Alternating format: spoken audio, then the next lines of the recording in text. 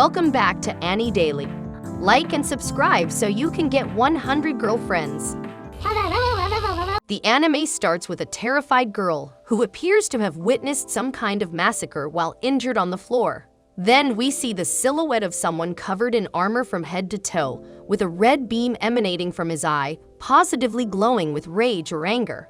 The scene suddenly shifts, taking us a few moments back in time before the disaster took place. In the town, a rookie priestess fills out the form at the guild to become an adventurer. As soon as she receives her porcelain guild identification card, the lowest level there, a group of adventurers asks her to join them on their quest to hunt some low-level goblins, a piece of cake job for new adventurers. These goblins raided a nearby village, stole from it, and even kidnapped some of the girls there. After getting peer pressure to join the party, the number of its members becomes 4, consisting of 1 knight, monk, mage, and the lovely little priestess. As they enter the cave, the priestess is a bit concerned, especially after discovering that they didn't bring any potions or support items. Her concern proves valid as soon as they see the shrine of the goblins. They are caught in a trap, and goblins pour out of the lair, overwhelming the inexperienced group. The mage gets wounded, and her staff breaks. The knight tries to fend off the goblin mob, but he gets overpowered and defeated.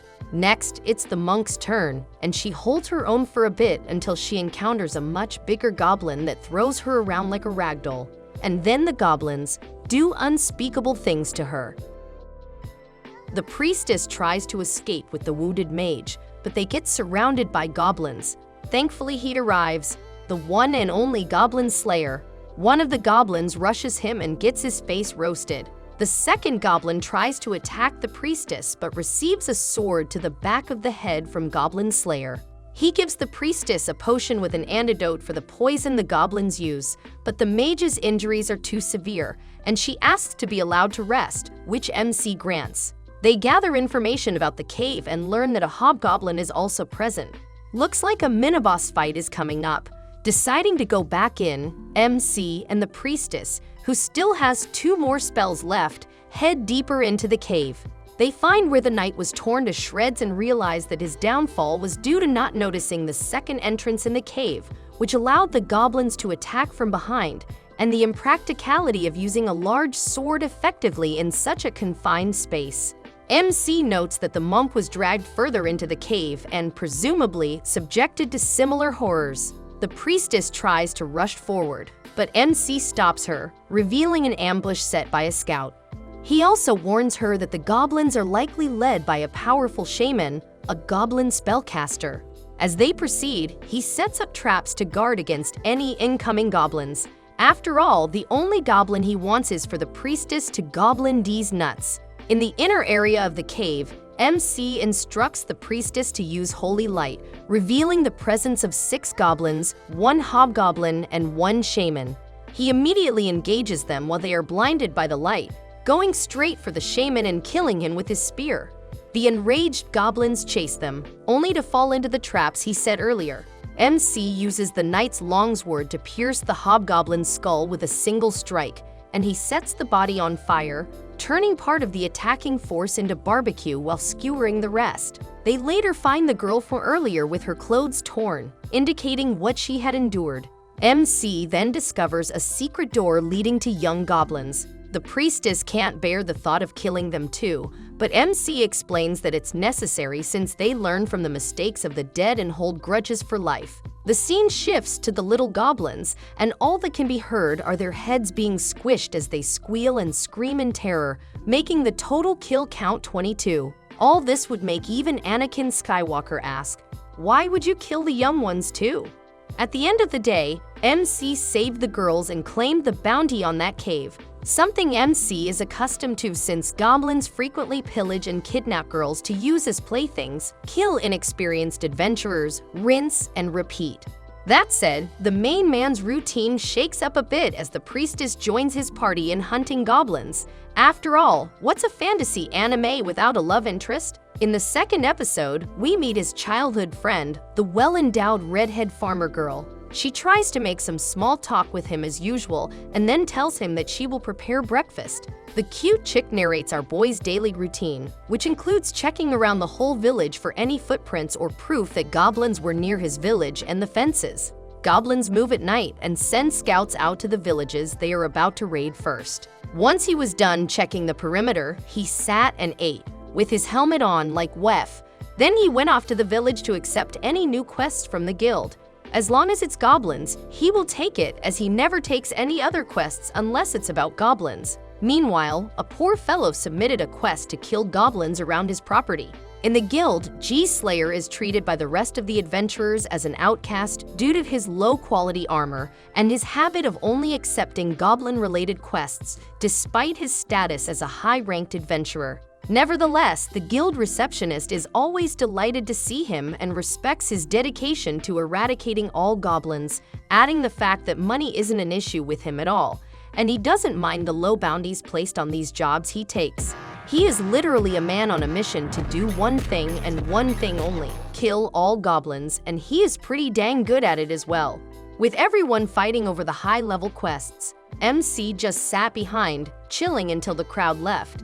He then heads to the reception to receive a quest and finds out that another group of rookie adventurers took on a goblin-slaying quest. After receiving their details, the G-Man has some banter with the priestess about whether they should head over to save them or not. Wow, an adventure hook. Do you think he bites? The question is soon answered. On their way there, MC revealed to the priestess his dark, sad origins. When he was a young boy, his village was attacked by goblins who killed nearly all of the villagers, including Cowgirl's parents. There he witnessed the gang attack and subsequent murder of his elder sister by goblins. This broke his mind beyond recovery and was the sole reason he trained so hard and learned how to effectively eradicate goblins as revenge for the suffering they caused him and his sister. However, this also caused him to become socially withdrawn and awkward with crowds. Funny enough, while telling her this sad story, he was casually raining flaming arrows over the fortress, setting it on fire. Next, he ordered the priestess to make a holy wall at the entrance to stop them from escaping, so they either die burning or suffocating by smoke. In the end, it rained and the fire was put out, which made him glad as he wanted to make sure that none of the goblins escaped, before then returning home to be greeted by his cute childhood friend. Wanna hear a joke? A high elf archer, a dwarf shaman, and a lizard priest walk into a bar, and they all cry, ouch. Anyways, these three ask the guild girl for an adventurer called Orkbold, and she replies, "Nani? What the heck is that?" They then ask for Beard Cutter, but the guild girl is still lost. After some bickering and confusion, it turns out they were looking for MC, and they were referring to the guy in their race's native tongues. The madman arrives and sees the trio, who asks to talk to him. While MC is busy with the group, Priestess gets approached by a well-rounded witch who is an acquaintance of MC. After this, some rookie adventurers tried to convince Priestess to leave MC's party and join them, assuming he was only using Priestess as bait, and because of his brooding and unfriendly attitude towards others. Well, that and his unhealthy obsession with goblins. High Elf Archer explains to MC that their races have united with the human kingdoms to fight against the resurrected Demon Lord's army, and they want to hire him for a related quest. MC refuses at first, obviously much to High Elf Archer's anger, as demons are not his concern. His name is Goblin Slayer after all, not Demon Slayer, though I think there's a relatively unknown anime by that name. However, Dwarf Shaman and Lizard Priest mention ruins in elven lands, which are occupied by goblins since the elves cannot mobilize their army due to political concerns and tension among races. Orkbold immediately accepts the quest, since it has goblins in it, and leaves the room. The trio then are baffled by his actions, and the fact he was ready to go off and fight them on his own. Priestess also joins their quest after calling out MC for not asking if she wanted to join, after he kept insisting that she needed rest. It's quite a cute "notice me senpai" moment. As the group makes camp and enjoys their race's food, a drunken High Elf Archer berates MC for his rude behavior while the others talk about where goblins came from. The next day, the mission starts with the High Elf Archer killing the goblin sentries at the ruins, allowing the group to walk in like bosses.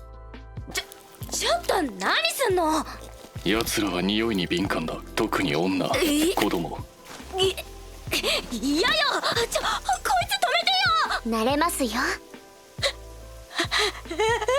When the group enters the ruins, they encounter a well-set-up trap. He then notices there are no totems, suggesting the shaman does not lead these goblins.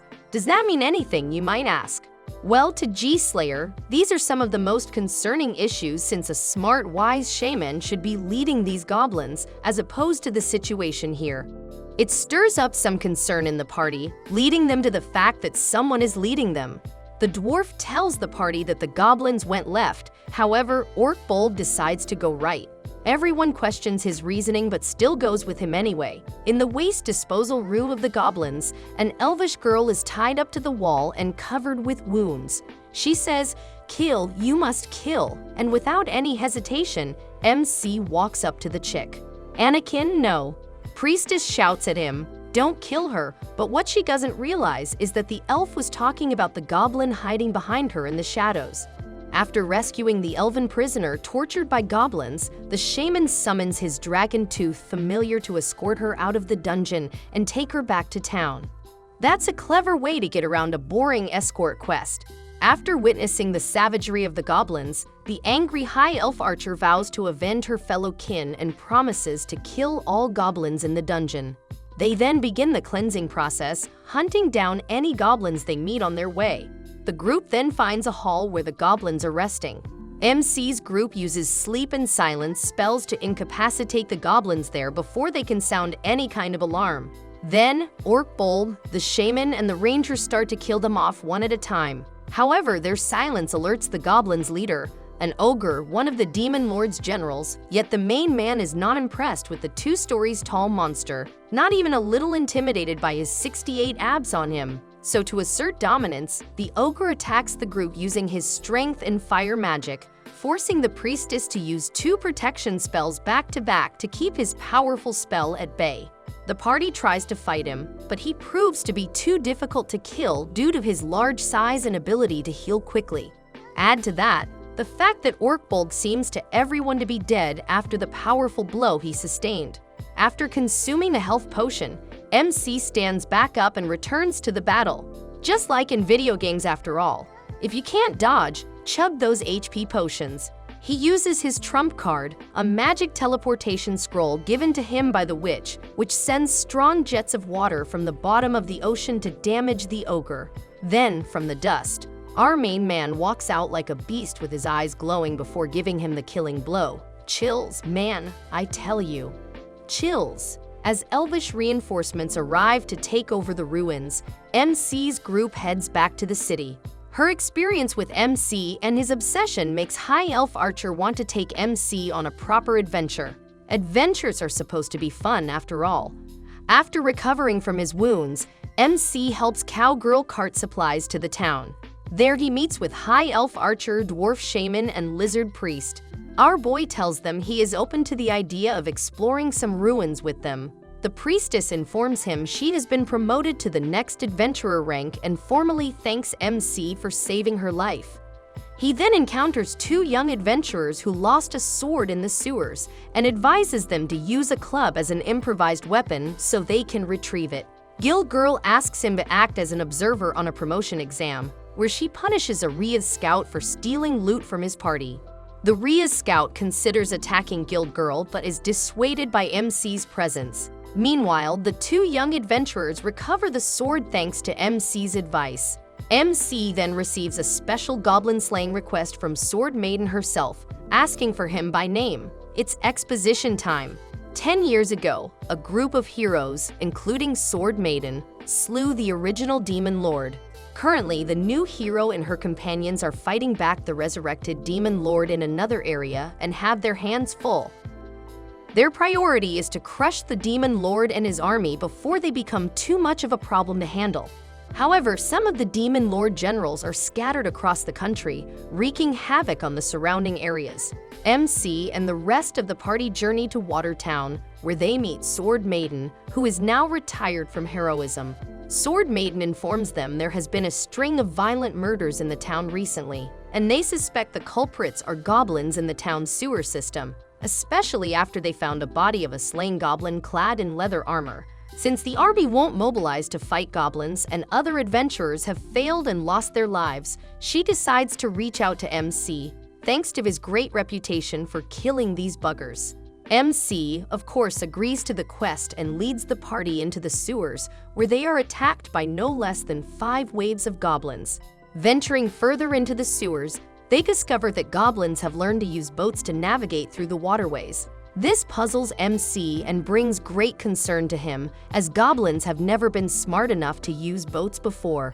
After sinking a goblin boat, the party attracts the attention of a giant alligator, which they take advantage of by tricking it into destroying the rest of the goblin fleet. Priestess uses holy light on its giant tail, and since goblins associate light with adventurers, they attack each other while the party makes their escape. As they return to the surface, MC is troubled that the goblins knew how to use boats yet were unaware of the alligator, leading him to conclude that somebody had placed the goblins in the sewers.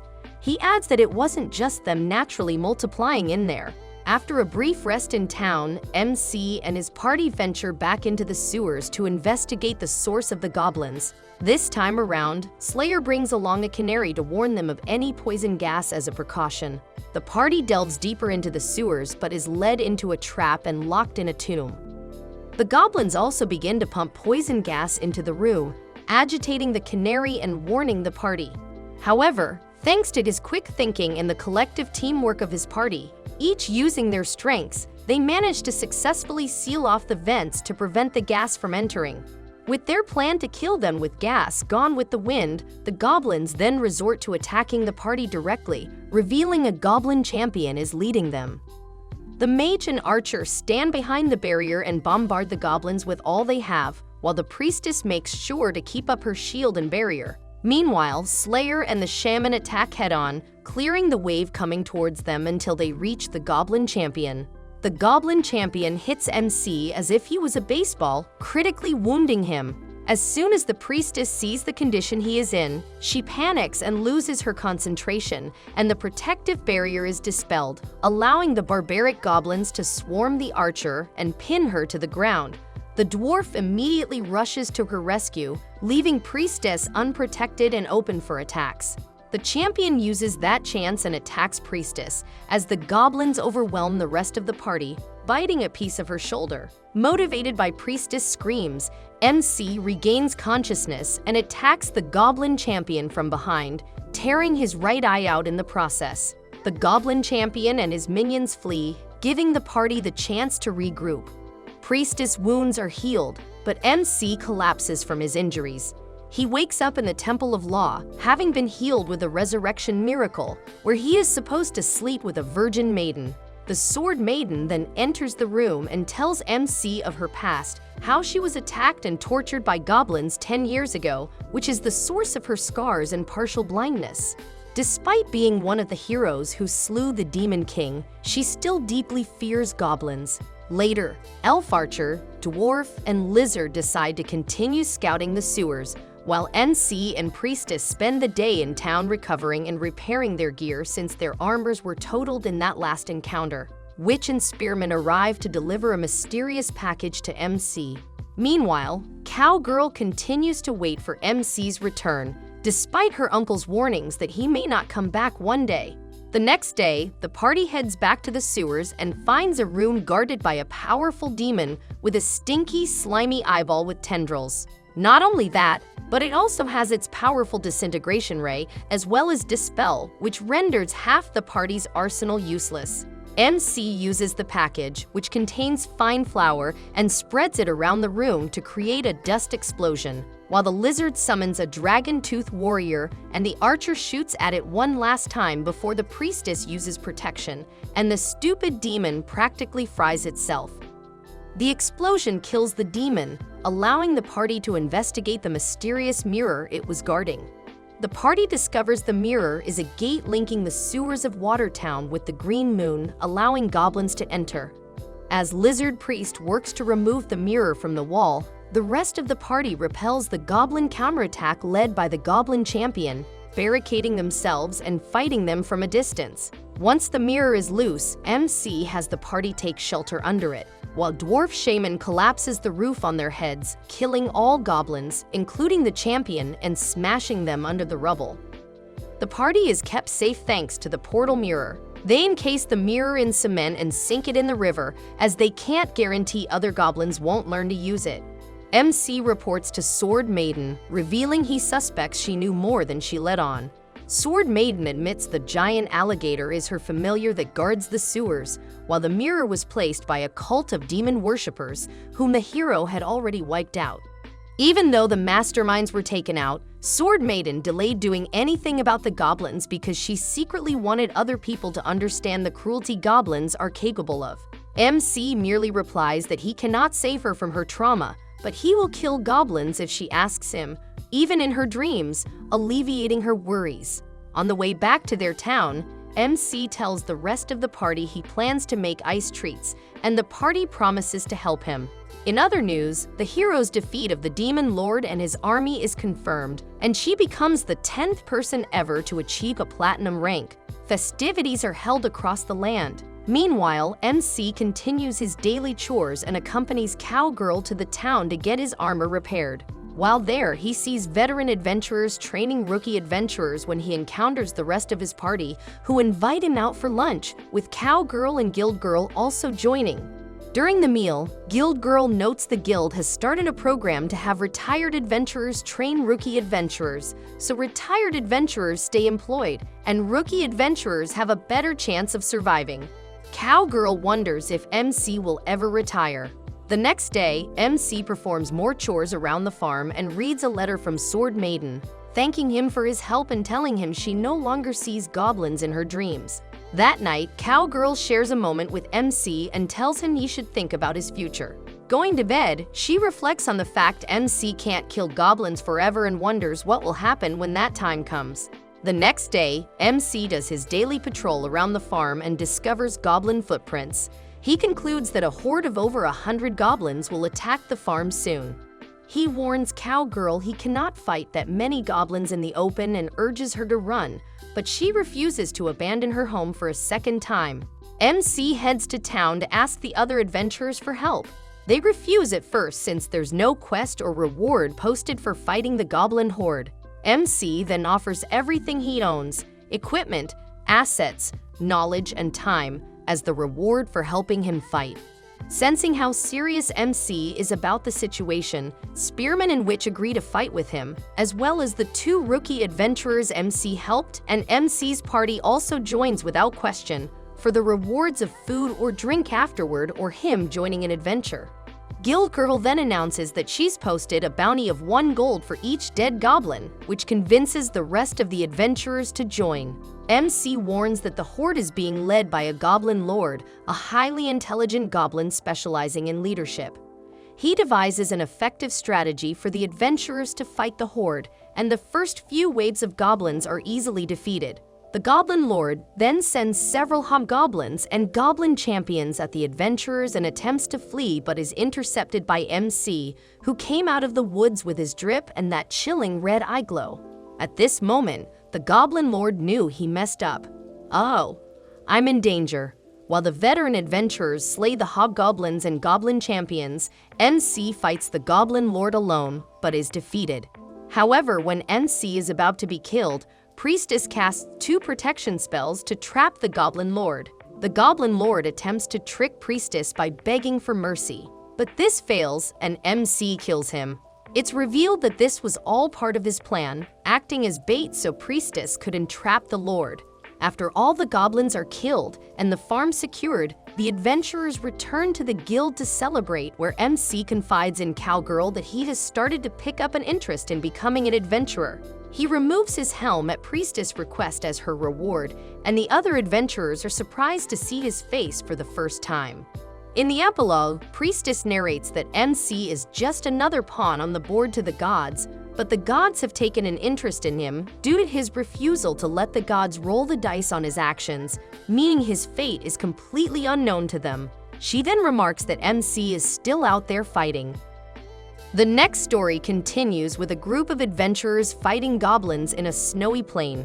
They are led by a blonde swordswoman, with several other young girls in their party accompanied by a group of older men.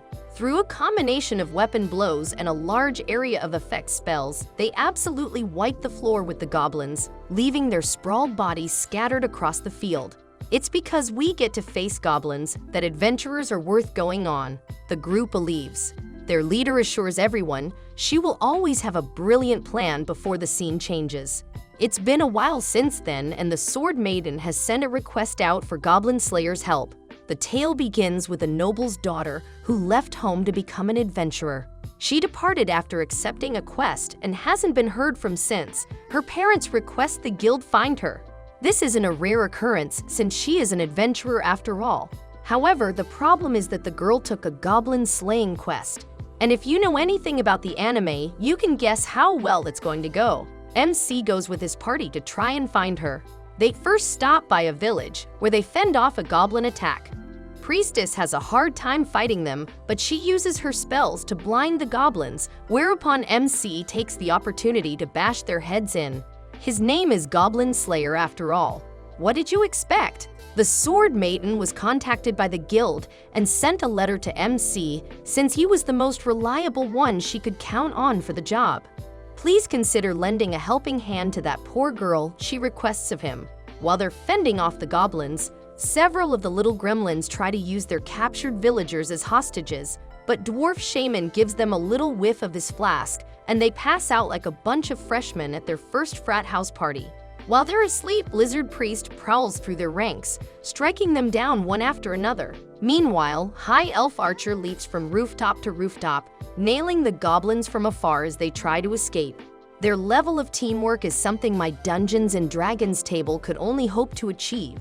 With the enemies near them disposed of, MC turns to Priestess and compliments her spell usage during their fight, causing her to blush and thank him. However, when she turns to him, she realizes he's examining the dead bodies. "I have a bad feeling about this," he says as he counts the goblins. The problem he sees is how the dead villagers' bodies are still intact, and how the goblins took hostages instead of just killing them like usual. Priestess asks him if he thinks there might be an ogre or something leading them, but he can only guess as to their intentions. Back at the town center, the townspeople are just beginning to wake up, huffing each other, being confused, or just generally glad to be alive.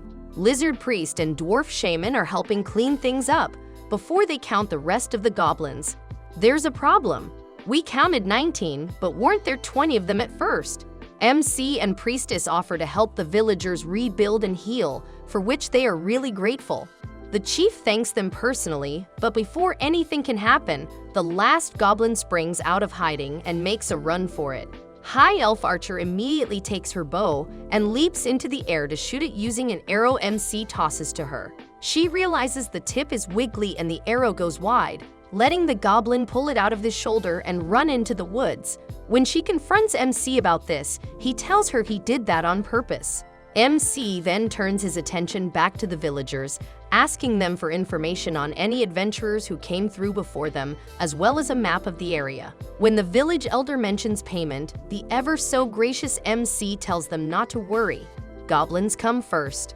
That night, the girls relax in the village hot springs together. High Elf Archer teases Priestess about her melons, expressing envy at how they seem to keep on growing, causing Priestess to blush and have a cute reaction.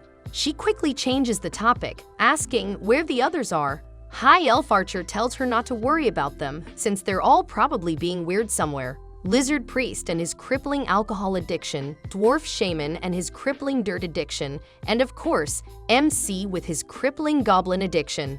In fact, he's keeping watch right now, a fact which High Elf Archer definitely gives him some flack for, advising Priestess to make a move before he dies old and stiff. Their conversation then turns to High Elf Archer's reasons for leaving her forest, and Priestess asks her whether it was because she got bored. It turns out she was only partially right. The elf did have a duty and felt fulfilled doing it, but one day she saw a leaf being carried downstream and watched as it disappeared beyond her sight. She wondered where it led, chasing after it through the trees, and soon enough she was outside encountering the human world for the first time. Say, humans die after living about 100 years, right? She asks while playing with Priestess' hair. I wonder what that's like. In response, Priestess assures her there would always be things one wishes they had, or could experience for themselves. Later, the party meets with the villagers to try and gather as much information as they can about the party they were chasing. It turns out, when the party was last seen, they seemed kind of malnourished and exhausted. Goblin Slayer deduces they were probably staying out, even in the winter, to try and starve out the goblins. He senses something wrong about this, and the group sets out to try and find them. Along the way, as they struggle through the Soviet winter Napoleon style, High Elf Archer asks MC about the crooked arrow he gave her. The arrow was poisoned and MC intended for the goblin to return, spreading the sickness and crippling the goblin nest. That way, they would be weakened when the group arrived. It certainly wouldn't kill them all, but it would be a devastating blow. The group soon stumbled upon the entrance to the nest, where they take a break and eat together around a campfire. They've decided to go into the nest at dusk, using the time to talk to each other and learn about their backstories. High Elf Archer asks Lizard Priest more about his goal of becoming a dragon, and they discuss the various tales of their travels before finishing their meal and approaching the cave. The goblins have set all manner of traps along the way, but the party is now an expert at goblin tactics. When the goblins try to ambush them, Priestess casts a light spell to illuminate everything before the party charges in to take them out. In the chaos, one goblin manages to shoot High Elf Archer in the leg. When they pull out the shaft, MC realizes the goblins have learned and are purposefully loosening their own arrow tips. If you're not familiar with this concept, it's what some hunters used to do in the past, where they let the arrowhead get stuck in their prey, weakening them over time.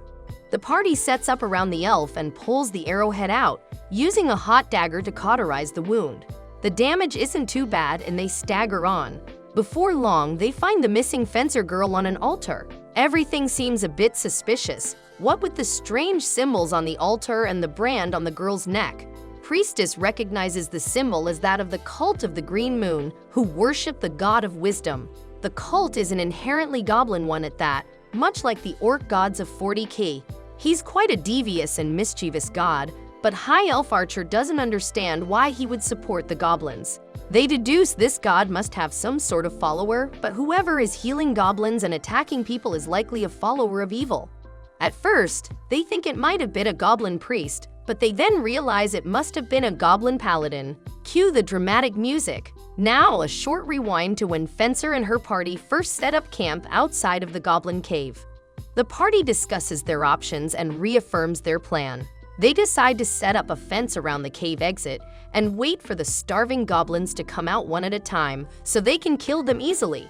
This plan is based on the idea that the goblins are dumb, but they stop falling for their trap the next day. The party itself starts running low on rations and suffering in the cold, but at Fencer's insistence, they stay to keep watch. The party cohesion shatters as most of their members try to convince her to give up. She eventually is forced to return to the village for help, but her willpower begins to weaken just as quickly as her strength. That night, disaster strikes. Sensing weakness, the goblins burst out of their hideout and murdered the rest of her party while she was asleep. When she wakes up, she sees their heads and freaks out. But when she reaches for her sword, she finds it frozen and stuck.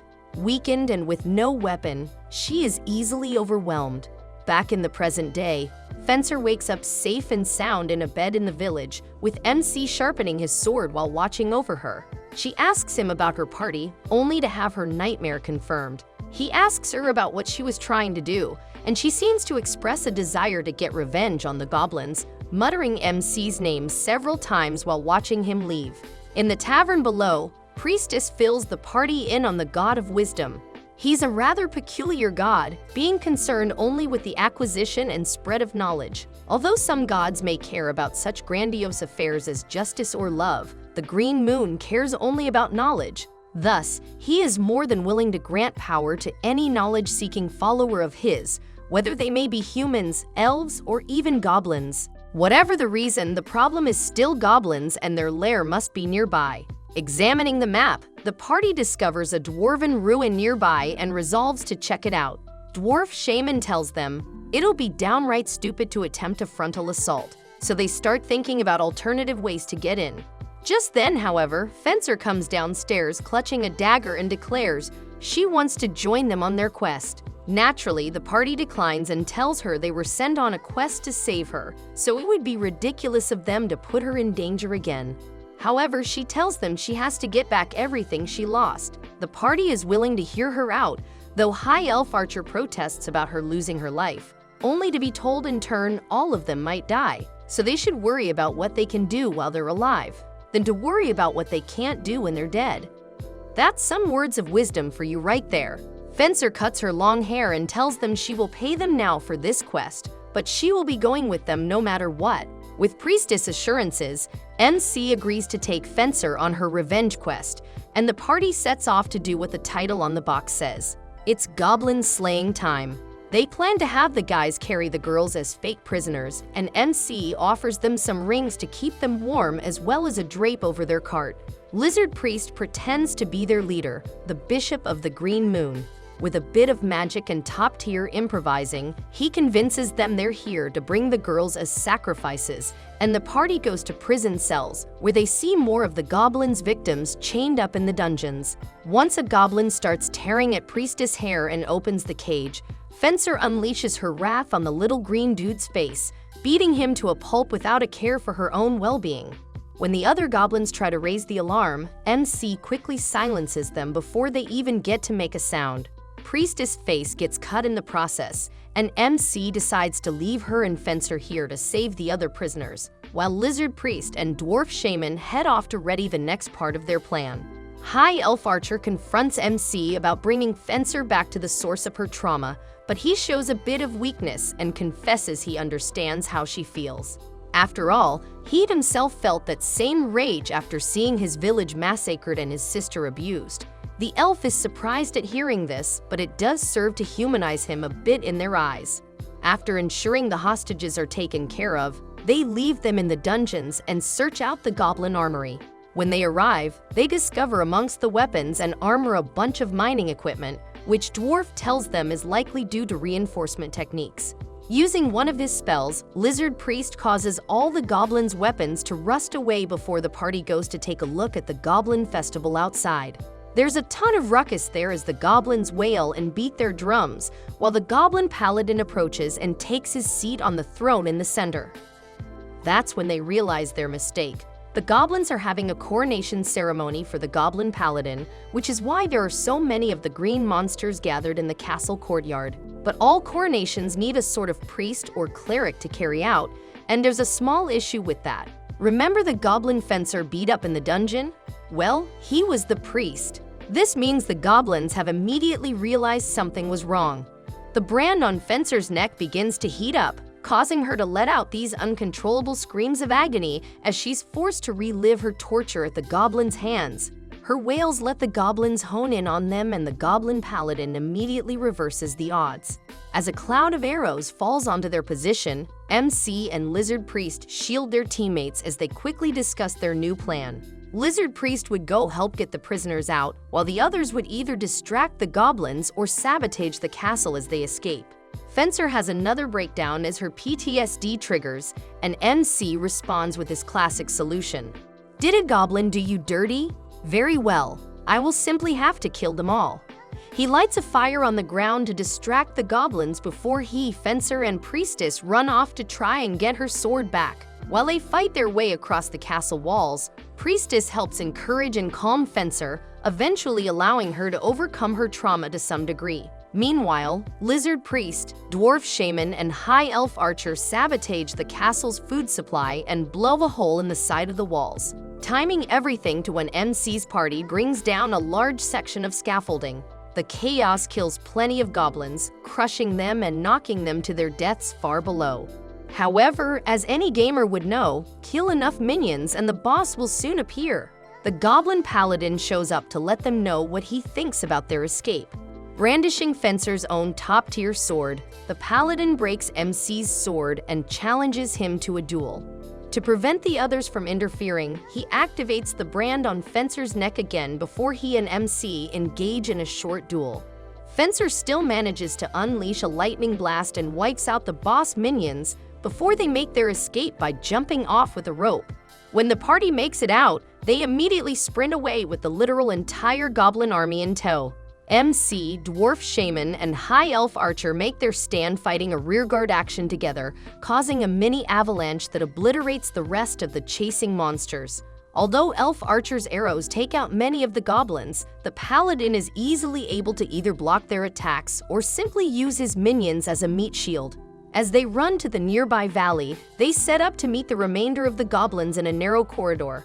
MC takes the goblin paladin on once more, though he can immediately tell the paladin has learned from their duel last time. His swordsmanship is now on par with MC's. However, using his shield as bait, MC gets the paladin to embed his sword into his shield before cutting his head off. With their leader dead, the goblins hesitate and give enough time for Fencer to cast one of her most powerful spells, calling down massive bolts of lightning in the area and roasting most of the remaining goblins. Unfortunately, the blast also triggers a landslide and Priestess has to use her protection spell to save whoever she can. It doesn't manage to shield MC and he gets carried away toward the bottom of the slope. Worried for his safety, the party goes to look for him, but seems to laugh a little, recognizing he is indeed the protagonist, and there's just no way he could die like that. Their plan comes full circle when it's revealed why MC had given them all water-breathing rings. Without them, he would have been suffocated under the weight of the snow. Regardless, everyone is safe now and Fencer's sword has been retrieved. He returns it to her, causing her to break down in tears as she finally reclaims what she has lost. With his absolute knack for words, MC walks up to her, telling her she sure cries a lot. Thus, the party finishes their quest and returns to the Adventurers Guild, just in time to celebrate the Winter Festival together. Fencer tells them she's going to return to her friends and family now, after having abandoned them for so long. She thanks the party greatly for what they've done and promises to write letters to them in the future. As the girls talk, Priestess realizes both Guild Girl and Cowgirl have affections for MC and goes to visit him while he's keeping watch. She brings him a New Year's gift and joins him at his campfire, hoping to talk to him about something other than goblins. But he just keeps talking about goblins and their new strategies. MC tells her he usually keeps watch here every year, but he's become even more worried after seeing what the goblins were working on in the fort. Not only were they better organized and in larger numbers, but also they were practicing metallurgy and weaponsmithing. He can't ever let his guard down against such an enemy. But after some time, however, MC eventually shows a little growth and confesses he's also quite nervous around social gatherings, though he's more than happy to see them all enjoying themselves. Nevertheless, he's only still human and asks Priestess to stay beside him for the next year as well, closing out the scene with a nice moment between the two. With these affairs out of the way, we take the chance to rewind and experience some earlier and more lighthearted events, if such a thing is even possible in the Goblin Slayer universe. In the morning one day, Cowgirl wakes up and finds Goblin Slayer already up and geared up.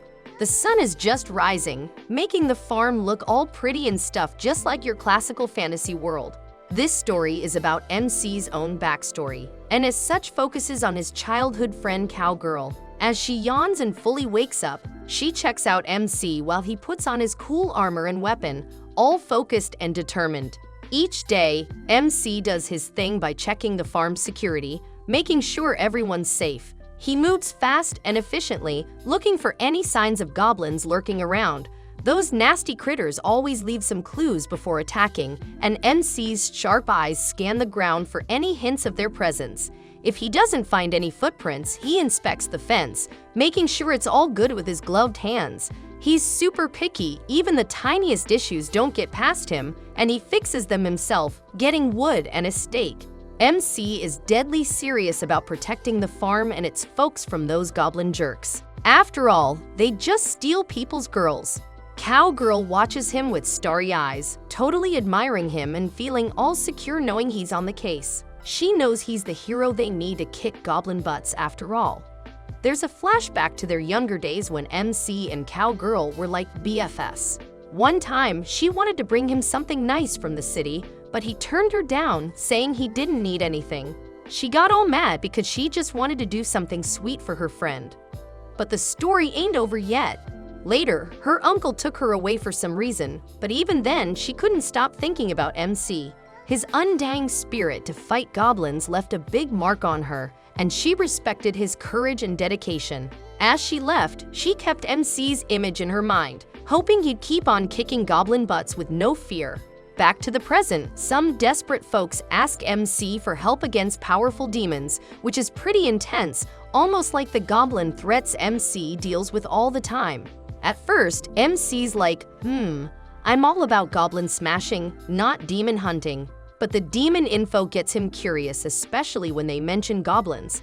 He studies the map really hard, getting more and more determined to take on these new baddies. Priestess steps up, believing in MC's skills, and volunteers to join the group on the crazy mission. After all, she wants to be with her hero.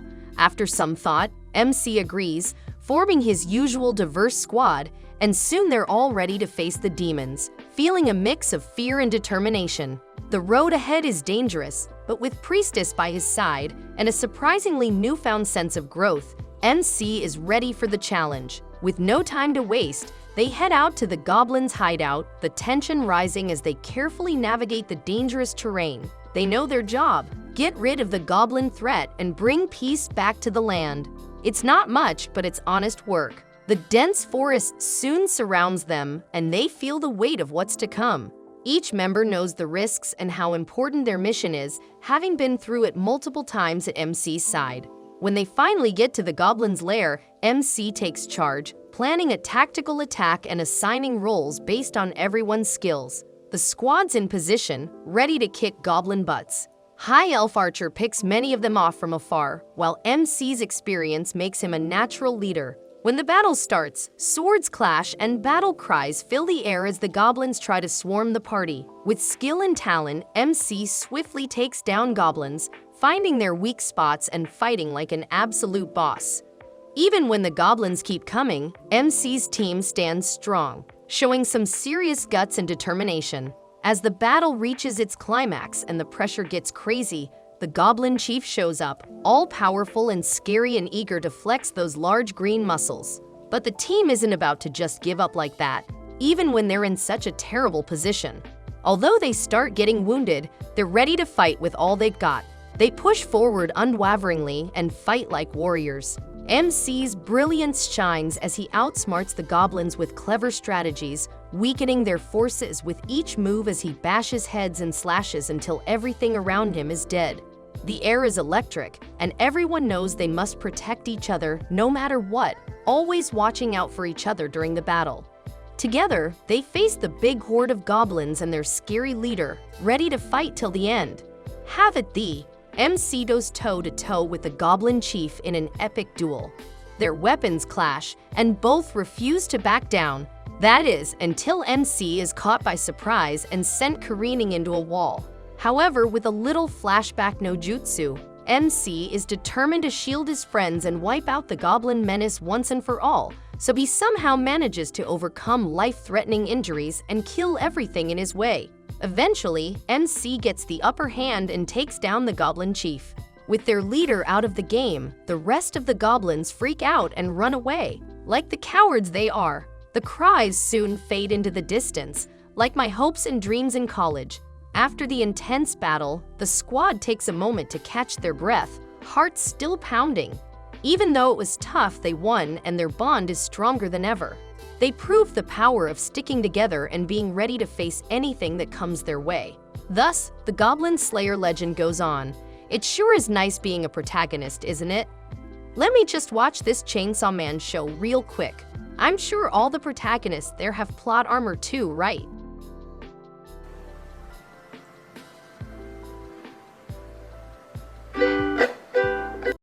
One day, things suddenly begin with terror and massacre as we hear screams of a girl begging for her life while these tiny goblins are eating her alive. These merciless creatures are literally laughing at the poor helpless boy who is trying his best to simply live. He does land a hit on one or two of the goblins, but apparently it wasn't enough against a whole pack of goblins. Those creatures then circle the boy and stab him with his own knife, whereas a fate-ass goblin legit throws such a beautiful woman to the wall, and as she falls down, those midgets start hitting her with their weapons. They even tear their clothes off. And basically, we all know that these goblins aren't undressing her to eat her. They actually smash those humans in either way. At this point, when there is no hope left, All these people can do is pray for some sort of miracle.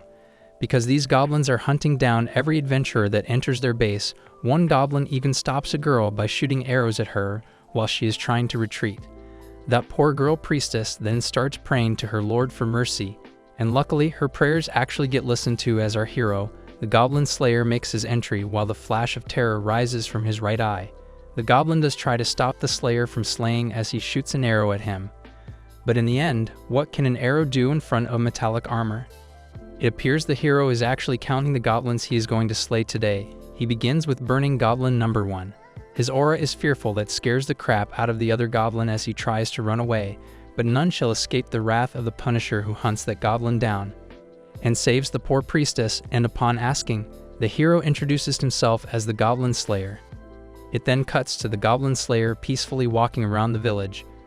But there he senses something strange, a piece of burned wood, even though everything seems pretty normal and he can't see any population nearby. Meanwhile, we see a lively town that has a crowded guild that is full of adventurers and quests.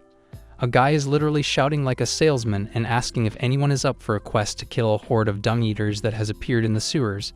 And in that crowd, we see Shinken having a great time with the elf girl. It appears this is Shinken's second here. That's why she is a bit excited for the adventures that have yet to come. She loves how people consider her as their senior now. She is really looking forward to being promoted from rank 9th to 8th any day now. Well, it's a race to become number 1 here. Even the locals can't help but stare at these hot chicks and think that maybe if they become adventurers, then they can hang out with such baddies. And due to Elf's long years, she can hear whatever those people are blabbering about them. It surprises Shinken to see so many young-blooded people applying to become an adventurer this year, because this guild wasn't that crowded around the time she enrolled. So Elf explains that it is probably why a training center is opening up here. She even received an envelope from her friend, Riju Kenshi. She basically sent them some funds to set up a charity for new adventurers. It amazes them to see that her friend is doing so well and wishes to help as a support rather than be an adventurer. Elf is really happy for her friend because she has started to sort her life now and even made amends with her family. There, the group of 3 adventurers sets off on their journey to hunt some goblins. Yup, it's those guys who are about to get effed up. Seeing these energetic adventurers makes Shinken realize that whether one can learn something in the beginning or not really is important. Although Elf doesn't agree with her, because she has met many people who never listen, no matter what they learn, just like dwarves, and talk about the devil. Their dwarf mate then walks in and starts mocking Elf for being a stereotype. Besides, he believes that Elf is the one who never listens. Furthermore, these two then get into a debate on whose kind is superior. While these two are at it, the hottest mage to ever exist and a random-ass guy makes their entry. The guy, Iritsukai, tells the dwarf and elf to shut up and not get too rowdy, because they are ruining the reputation of this group in front of the rookies. Even a guy who looks like Guts and a blonde girl Kishi passed by the group along with 5 to 6 other fellas. Lastly, the lizardman stops to say hello to Shinken and reveals that everyone seems to be in good spirits since it got warmer. Even he loves the hot weather because apparently, in winter, it gets harsh for him. Anyways, now that everyone is here except for the MC, Lizardman asks Shinken about the whereabouts of the Goblin Slayer, and that is where the man himself makes the entry. Looking at a serious character actually leaves everyone astonished. Although his name doesn't amaze them that much, because to an adventurer, dealing with all kinds of monsters should be one's priority, therefore having that name leaves them confused. And when the elf girl asks the hero what they all plan to do today, just as expected, he tells them that they'll be slaying goblins today. Like, no shit, man, why did she even bother asking? Although the hero is up for listening to any request anyone has there, the lizard man becomes a yes man and reveals that as long as they are doing something pious, he is willing to hop in on any quest. It low-key irritates Elf, but she eventually agrees to it, and hence the mission of slaying goblins begins. While looking for requests, Goblin Slayer bumps into a random guy who asks him to try something different. He offers to join him on a long trip to explore some ruins. However, our hero has only one goal, and it is to slay goblins, of course. Hence, Yuketsu hands him a huge list of quests regarding goblins and tells him that it is due to spring. And surprisingly, this list was left after all the rookies took some. What? Along with flowers, these goblins also rise or something. However, Goblin Slayer doesn't trust those rookies, therefore he asks Yuketsu to show him the quests that have already been accepted too, so he would pay a visit to those places. The hero then puts a bag of coins on the table and tells her to get him 6 potions of heal, antidote, and stamina. Those potions then get distributed among the members. Of course, they all pay for it. Moreover, they even add some sort of marks on these potions so they won't mistakenly pull out the wrong ones, because during an immense battle, one often makes such dumb mistakes. Although Goblin Slayer then lectures Ria that marking them isn't everything, one has to remember these and limit it to things she needs to use in a hurry. And when fighting goblins, one should be careful and start by killing rats. Basically, Ria is new to this, so the Goblin Slayer wishes her the best for her journey. He then walks to Shinken and hands her the bundle of quests that he just took. It low-key shocks her, but she doesn't mind at all, because one way or another, Orkbol would have wandered on his own if they left him alone. And out of nowhere, Elf walks in and mocks Orkbol for being unaware of his surroundings. The audacity this woman has. She finds Orkbol way too careless because he doesn't give a damn about what others are gossiping about him. Finally, the group then steps out of the guild and sets off on adventures. But that's where a boy bumps into Shinken as he appears to be in a hurry. Instead of apologizing, he literally starts to mock the group for being slow and even threatens to throw a fireball at them. But Dwarf ignores that kid because he is literally a kid, and the group continues their walk. Though for some unknown reason, Shinken freezes and starts to stare at that boy while looking worried. And upon being asked, Shinken tells Lizard Men that it's nothing. Anyways, later that night, the group returns home after a hectic day in the field. Everyone seems pretty exhausted, so Goblin Slayer tells them to rest while he gives the update on the guild. As he enters the guild, the hero notices that there is no one at the guild table, even though the lights are still on. Moreover, he senses movement towards the bench, so the hero takes his sword out as he expects the goblin's invasion. The hero then moves closer to the suspicious thing that is moving near the bench. Turns out it's the same boy that bumped into Shinken earlier. He appears to be spending the night at the guild. But unfortunately, before Goblin Slayer would step back, that wizard boy, Shounen Majutsushi, wakes up and gets freaked out to see such a terrifying knight standing in front of him. Due to his screams, Iketsuke, who was sleeping under the table, wakes up. She then apologizes for falling asleep and even offers tea to our hero. Orkbol then literally lists the number of goblins he has slayed today in every single quest to Iketsuke as the girl writes it down on her report. The hero even mentions saving some prisoners and destroying Goblin's nest while he finds 34 corpses. Even Majutsushi starts to take interest as he keenly hears Goblin Slayer reporting everything in detail. But right when that guy starts to make notes, Goblin Slayer stops him. It's not like Goblin Slayer is selfish or anything. He simply fears that those goblins can get a hold of his notes. After realizing that the person in front of him is actually the Goblin Slayer, Majutsushi requests him to teach him how to kill goblins. But the Slayer straight up declines his request because he believes those people who only learn when one teaches them are actually good for nothing. As the hero is receiving his share of the reward, he asks Iketsuke to update him about the party that had the girl named Ria in it. So Iketsuke tells him that those parties are actually doing great, although she did get bitten by a rat, but due to the antidote that he gave her, she managed to survive. It actually relieves the once heartless Goblin Slayer. Furthermore, he asks her about who that wizard boy is, so Iketsuke reveals that the boy just registered as an adventurer today, and apparently he wishes to hunt goblins on his own.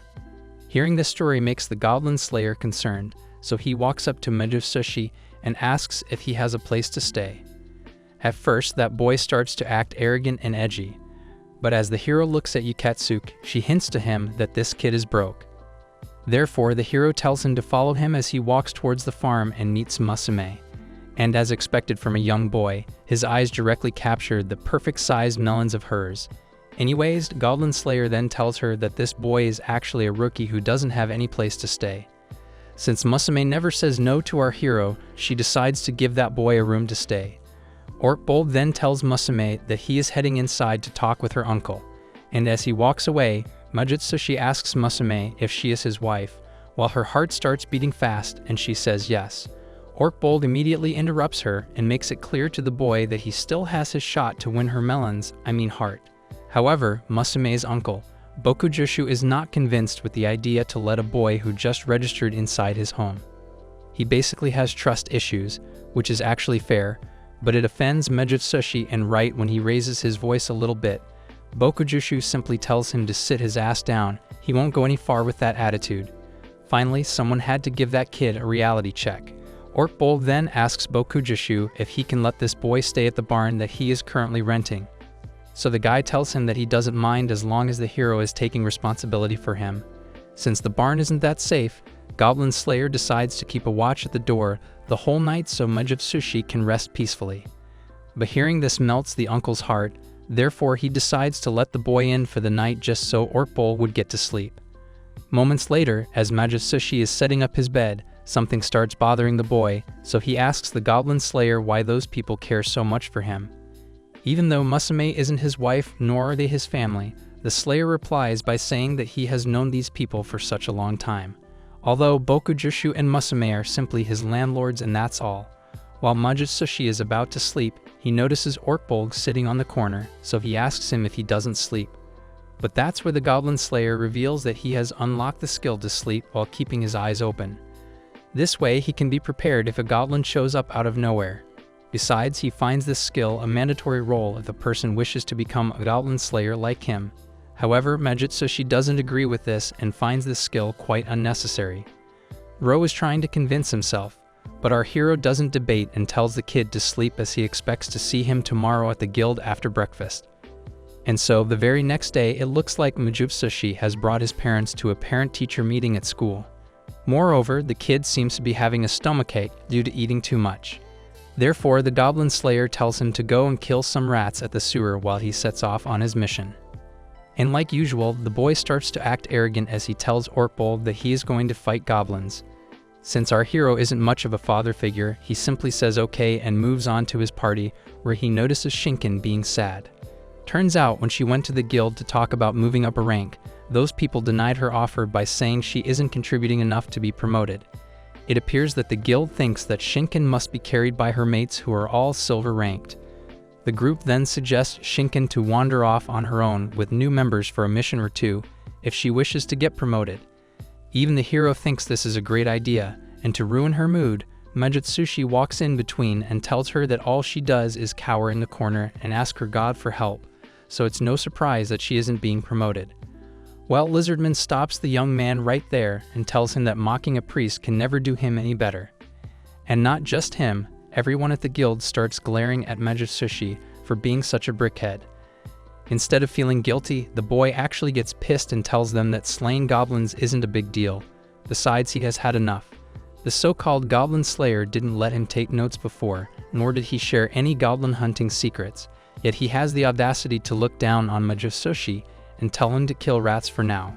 For a second, Elf almost feels like that boy is Orkbolg's younger brother, but the hero clarifies to her that he only has an older sister. Lastly, to put fuel on the fire, Kishi jumps in the scene and challenges Majutsushi to go and slay some goblins while Shinken would lead that party. Just another day and another adventure, Goblin Slayer and his party then visit an underdeveloped town. It low-key irritates Majutsushi the reason why he is being dragged here. And as usual, Shinken feels quite worried because she has to lead a group of rookies now. So after taking a deep breath, the girl asks Goblin Slayer if they can move forward instead of spectating the workers, basically working. And after the Goblin Slayer says yes, Majutsushi gets excited because he believes that they are immediately heading towards the enemy's base to murder those goblins. But the priestess tells him to have patience before getting massacred by the goblins. For now, Shinken tells Majutsushi that they have to gather information first in order to raid the enemy's base. Moreover, they are currently heading to meet the client who is going to give them the quest. Now that they are in this town, Dwarf decides to pay a visit to his long-lost brother. Although the first thing Dwarf does as he enters his brother's tent, he starts searching for beer. This dude legit starts complaining about why his brother has only kept wine in his refugee camp. He expected some hard stuff from his brother. I mean, he does have something hard for him. And as a great businessman, Dwarf's brother explains that only the dwarves can function after drinking this early in the day. However, he now lives in a place that is surrounded by humans, therefore he starts to adapt to their norms. Furthermore, it appears that Dwarf's brother is actually the client Goblin Slayer was talking about meeting. The guy then tells them that a few days ago, this somewhat reputable party accepted their quest. However, those people never came back, so guess someone stole their reputation. The guy then asks Goblin Slayer if he is what people call the beard cutter. He feels honored to meet the man himself. As they dig deeper into this, the guy tells them that this quest does have quite a few goblins involved in this mission. But that is not it. And not only are goblins stealing their tools lately, but they are even harming his workers, and he cannot really take that risk. Laborers are one thing, but those creatures are even targeting red light workers and peddlers, so the situation appears to be getting out of hand. Although this guy doesn't have too much to pay for exterminating goblins, but lucky for him, our hero gives a great discount when it comes to slaying goblins, therefore he tells Dwarf's brother to not exaggerate about that part. That is where Elf elbows the hero and tells him to stop making decisions for today, since they decided to let Shinken make the decision. So Orkbold agrees to Elf, but he makes it clear that in a state of emergency, he will most probably jump in between and will take over command. But isn't that quite obvious? Even Shinken is counting on him as she is confident about making a blunder. Luckily, one of the laborers once followed the goblin when it stole his tools, so now they know the whereabouts of these goblins. While Shinken does take this task, but Orkbold reveals that at the place where these goblins are residing, even a guy like him was warned by others to not go near that graveyard. Although he is down to find the reason in this whole scenario, Majutsushi is simply observing how Shinken is gathering all these details. It also appears that the party that went before them had a lizardman warrior and a priest warrior, along with a wizard, scout, and priest. So a group of 2 girls and 3 guys were given this quest first, though even the lizardmen had no hope that there would be any survivors. He even warns that they better be prepared because the way things have gone, looks like there is something else in that place other than goblins. Although that creature is something other than totems and shamans. And once again, Goblin Slayer can't help but take the lead as he tells everyone about how they must look out for traps. Looking at the situation, he even makes a guess that the goblins must be around 30 or something. While everyone is busy participating, Majutsushi notices Elf not taking interest, so the boy asks her for her role in this party. Hence, she reveals that her job is to be a ranger and scout, so all these nerdy plans aren't her problem. This is the first time Majutsushi hears that rather than warriors or wizards, a party has other roles too. Finally, it then cuts to the group standing outside the Door of Terror, the Goblin base. Basically, Goblin Slayer was told to stay away from this because this place consists of burial chambers and hallways. Or at least that is what his older sister told him. Majutsushi then interrupts the conversation and tells them to raid inside already. There must be other adventurers captured inside there who could be deserted if they got late. Looking at how Majutsushi is excited, Shinken starts to get those flashbacks of terror when her previous party was wiped out by the goblins. But somehow she gets a grip of herself and tells everyone that they'll enter with a formation of having 3 rows of 2 people. This way it will be easier to switch rows if they have to. Elf actually gets a good vibe from this mission and states that she will do whatever her leader says. Upon entering the base, Goblin Slayer couldn't control himself and immediately started to attack the 5 goblins he just spotted. Meanwhile, Elf closes all the doors where the goblins are spawning from. Goblin Slayer gets the idea that this place is filled with goblins, although it is not a bad thing for him. Bro might be super satisfied after slaying them goblins. But not only Orkbold, but even Lizardman is excited about some actions. And just like that, stage 1 gets cleared. It actually irritates Majutsushi, who did not even slay a single goblin because the party is moving too slowly. So Shinken explains that she doesn't intend to take any sort of risks, therefore they will take 1 room at a time. And once again, the boy starts bragging about the captured people who might be in danger. But never mind him, Elf then notices that nearly all rooms are locked and empty except for one, although that room has an obvious trap hanging from the top. But Dwarf underestimates these goblins and wonders how dangerous this trap can be. After all, they are just a bunch of dumb goblins. The lizard suggests to Shinken that they should use the other door that leads downstairs. While these people are thinking about what to do, Majutsushi's patience fuses, and without a second thought, the boy rushes to the gate intending to open it. In this situation, Shinken's heart starts to pound because the girl always had the vibe about this guy ending up dead, so she starts to rush towards the boy to somehow stop him. But it gets late as he has already opened the door, and the moment that door opens, the human intestine simply drops on the floor. Turns out there was no trap. The goblins are pranking and scaring the adventurers around, although they seem to be good at it because it literally scares the crap out of Majutsushi, who starts freaking out while Elf and Shinken are left numb. Apparently, due to Majutsushi's baby scream, the goblins have been alarmed. So Goblin Slayer gets prepared because the goblins are about to invade any moment now. And if you think this situation cannot get any dumb, the group suddenly hears screams. And without thinking, Majutsushi Legit runs off on his own toward the voices. Bro is going solo like he is Goblin Slayer or something. The boy then enters the room and witnesses a poor girl being wrecked by the goblins who are nailing her hands. But somehow, with due panic, Majutsushi manages to burn that goblin down with his magic. The moment the boy starts to untie that girl, a giant goblin appears from behind, and not just him, the guy even brought a backup of a dozen goblins. For a moment, Majutsushi starts to believe that he is done for, but that is where Goblin Slayer and Lizardman make their entry and start to kill the small fries. According to Goblin Slayer, there should be 16 more goblins left in the building, and while they are buying time, Majutsushi reaches out to the traumatized girl there. Elf shoots the perfect bullseye shot, I mean literally bullseye, as she hits the giant's eye, whose single fall crushes 2 tiny goblins. But that's not enough to take him down, and while Majutsushi is trying to untie that girl, Dwarf tells him to act smart because they don't have enough time to be messing around. Thus, the guy grabs the whole chair. Even though the group is continuously slaying these goblins, they keep coming out of nowhere, so Elf asks her new leader, Shinken, to command the party. But that girl starts to stutter under pressure, therefore Goblin Slayer takes the command and tells Shinken to use Holy Light. While Lizard would cut straight through, he wants Shinken to take care of the vanguard. Whereas our MC will take care of the giant, though. Majutsushi underestimates Ortbolg as he doesn't believe that this guy will soul the giant. So in his defense, Elf tells the dumb boy that these are the kind of moments where Ortbolg shines the most.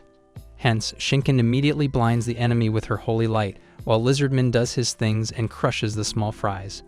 In the meantime, Shinken, Elf, Dwarf, and Majutsushi retreat along with that girl who was held captive.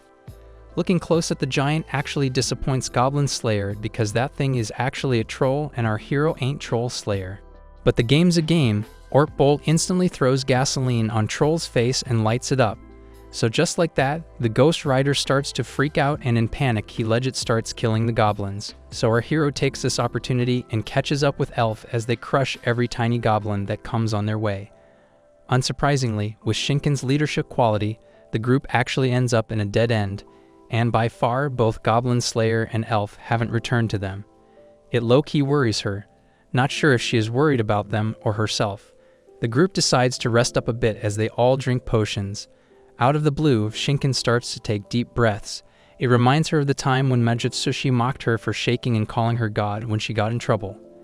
That's where Ortbolg and Elf make their entry, although they do not bring good news with them, because apparently they just realized that burning a troll doesn't kill that thing and now it is following them. In this intense moment, Goblin Slayer forgets to stay hydrated, therefore he asks Dwarf to arrange water and tells Shinken that he might need Holy Light one more time. As the troll makes his entry with a burnt face, Shinken instantly flashbangs that guy while Dwarf uses his magic and summons rain. Wait, by flashbang I meant Shinken uses her Holy Light, not what y'all perds are thinking, like Brew, she is a priestess. At first, the troll takes a relieved breath because after getting burnt, it feels good to be poured water. There, Goblin Slayer then throws some sort of powder at the goblin and he starts to crack up and freeze. Basically, the hero is good with chemistry. First, he heated the troll up and then cooled him down. So as a reaction, that thing starts to break. Now that the giant has been weakened, Lizardman rips his arm off while Ortbolg shatters the troll's head. And after the boss, it was obvious that the goblins were about to have a nightmare. While both Goblin Slayer and Lizardman are annihilating the goblins, Majutsushi starts to feel guilty, because partially this is his fault for being careless. Yet this party managed to defeat the enemy. It makes him realize that underestimating Ortbolg was a mistake, because that guy legit killed that giant without breaking a sweat. Yet his arrogant personality refuses to acknowledge the guy who just saved his ass. Later, as their mission was a success, the group feasts at the guild and cheers for surviving another day. In this moment of celebration, Elf mocks Ortbolg for being silent at times like these. Meanwhile, Shinken doesn't seem that happy with her performance today, but Elf tells her to cheer up and drink because at the end of the day, she is alive. Besides, she believes that no one is perfect at giving orders right off the bat. Ortbolg is of course, but Shinken is not the only one with a disappointed face. Majutsushi is also seen to be sitting in a corner, and to keep this little kid's heart, Lizardman tells him to cheer up. Because not every adventurer manages to return back alive on their first adventure, especially when they are so careless. There Majutsushi starts to whine that if the troll hadn't appeared, then he would have handled those goblins, even though Shinken joins the self-criticism club and reveals that she could have done better. There, the second MVP of the adventure, Lizardman tells them that it is what it is, besides progress only happens one step at a time. Therefore, they both need to relax for now and be more careful the next time. Bro just wants to enjoy his cheese sausage peacefully. Furthermore, he explains that his ancestor, the fearsome dragon, also started from scratch, like that dude who evolved from a four-legged creature in the swamplands. After dinner, Elf asks Shinken about the acolyte girl that they saved today. So the priestess reveals that the girl was treated and now she is resting. Moreover, that girl will decide what she is going to do next after she recovers. It delights Elf's mood and she states that one can always move on as long as they are alive. Though Majutsushi totally disagrees with her because the boy can't move on due to his shitty personality. He believes that people will now mock that girl for losing against the goblins her whole life. Apparently, that is exactly what happened to Majutsushi's older sister. Even though that girl died, people still mocked her for dying through goblins' hands. Basically, Majutsushi's older sister was stabbed by the goblins with a poison dagger. That actually strikes Shinken, because no wonder why Majutsushi used to give her déjà vu. He resembles a lot to his elder sister, the same girl that was in Shinken's previous party back in the days when they got annihilated by the goblins. Majutsushi can't forgive those people who didn't give a break to his sister and kept mocking her, even though she had already gone through a lot. Oddly, while shouting, Majutsushi then falls asleep due to heavy drinking. Meanwhile, our hero calls it a day and starts walking away. It low-key breaks our hero's heart as he walks out in despair, though the moment he steps out of the pub, Yuritsukai bumps into him, but even a junkhead like him reads the situation and doesn't mess with the Slayer. The hero then walks out to a silent alley where he throws his helmet in anger and starts blaming himself for being a failure. Wait, did he just vomit? The next day, at the training grounds on the outskirts of town, we see little Ria being trained, although her tutor is using the hard method because the girl is legit complaining about her hands being throbbing here. But her tutor, Kishi, does not give a damn about her tiny hands being numbed. She is basically teaching little Ria on how to handle hits while holding her shield. Besides, Kishi believes that this is nothing compared to a dragon's fangs or claws. I mean, she is basically making a strong girl out of Ria. Even though Ria doesn't think that she is going to be dealing with dragons anytime soon since she is still porcelain. But who is going to tell that to Kishi, who is going all out? The girl then trips Ria and starts hitting her shield with the back of her sword. Meanwhile, Majutsushi and Shinmei witness such torture. Keep spectating like that and Ria will surpass them in no time. There, Yuritsukai mocks these two for sitting idly and staring at a girl and a kid while they are training. The guy then tells them to stop getting distracted and take their own training seriously if they wish to survive out on the battlefield. Though it appears that these two look down on Yuritsukai and tell him that they are not like him. So the guy tells them to at least show some respect to their mentor for now. Besides, this is not the way to treat someone. Those two rookies then put salt on Yuritsukai's wounds as they mention the fact that he keeps getting rejected by the guild girl, and even a newbie like Majutsushi knows about it. Since they like to play this game, Yuritsukai decides to go personal too. The guy then points Majutsushi out that he knows what happened in the quest he went the other day and how he rushed in too fast and ended up running out of spells. Therefore, Mama's boy couldn't do anything but to depend on his daddy, Goblin Slayer, and the rest of the group to save his sorry ass. Whereas Shinmei, who is a slain rat, so whenever he is in a long battle, he always runs out of energy. Though he cannot help that, because he is way too broke to even afford a stamina potion. I love how they all went so personal. It shocks Shinmei when Yuritsukai reveals that he found out about these things from none other than the guild girl who asked him to do something about these rookies. So for today, Yuritsukai reveals that they are going to play tag, and in this game, he will be the predator while the two will be the prey. And without explaining further, those two literally start to run away. Not sure, but it looks like it is some sort of national training day. Because on the other hand, we see Goblin Slayer teaching Ninare Seijo and Shoujo Fujitsushi how to craft a slingshot within 5 minutes. Unlike others, our hero is actually pretty polite with these girls, and he appears to be good at this thing because the girls have easily learned how to make a slingshot using a string. Moreover, Orkbold tells them the advantage of this weapon. One can find endless ammo for it lying around everywhere. So for today, the girls are told to practice it against some dummy. And while Goblin's trading, Orkbold legit puts a hole in the helmet as he shoots it.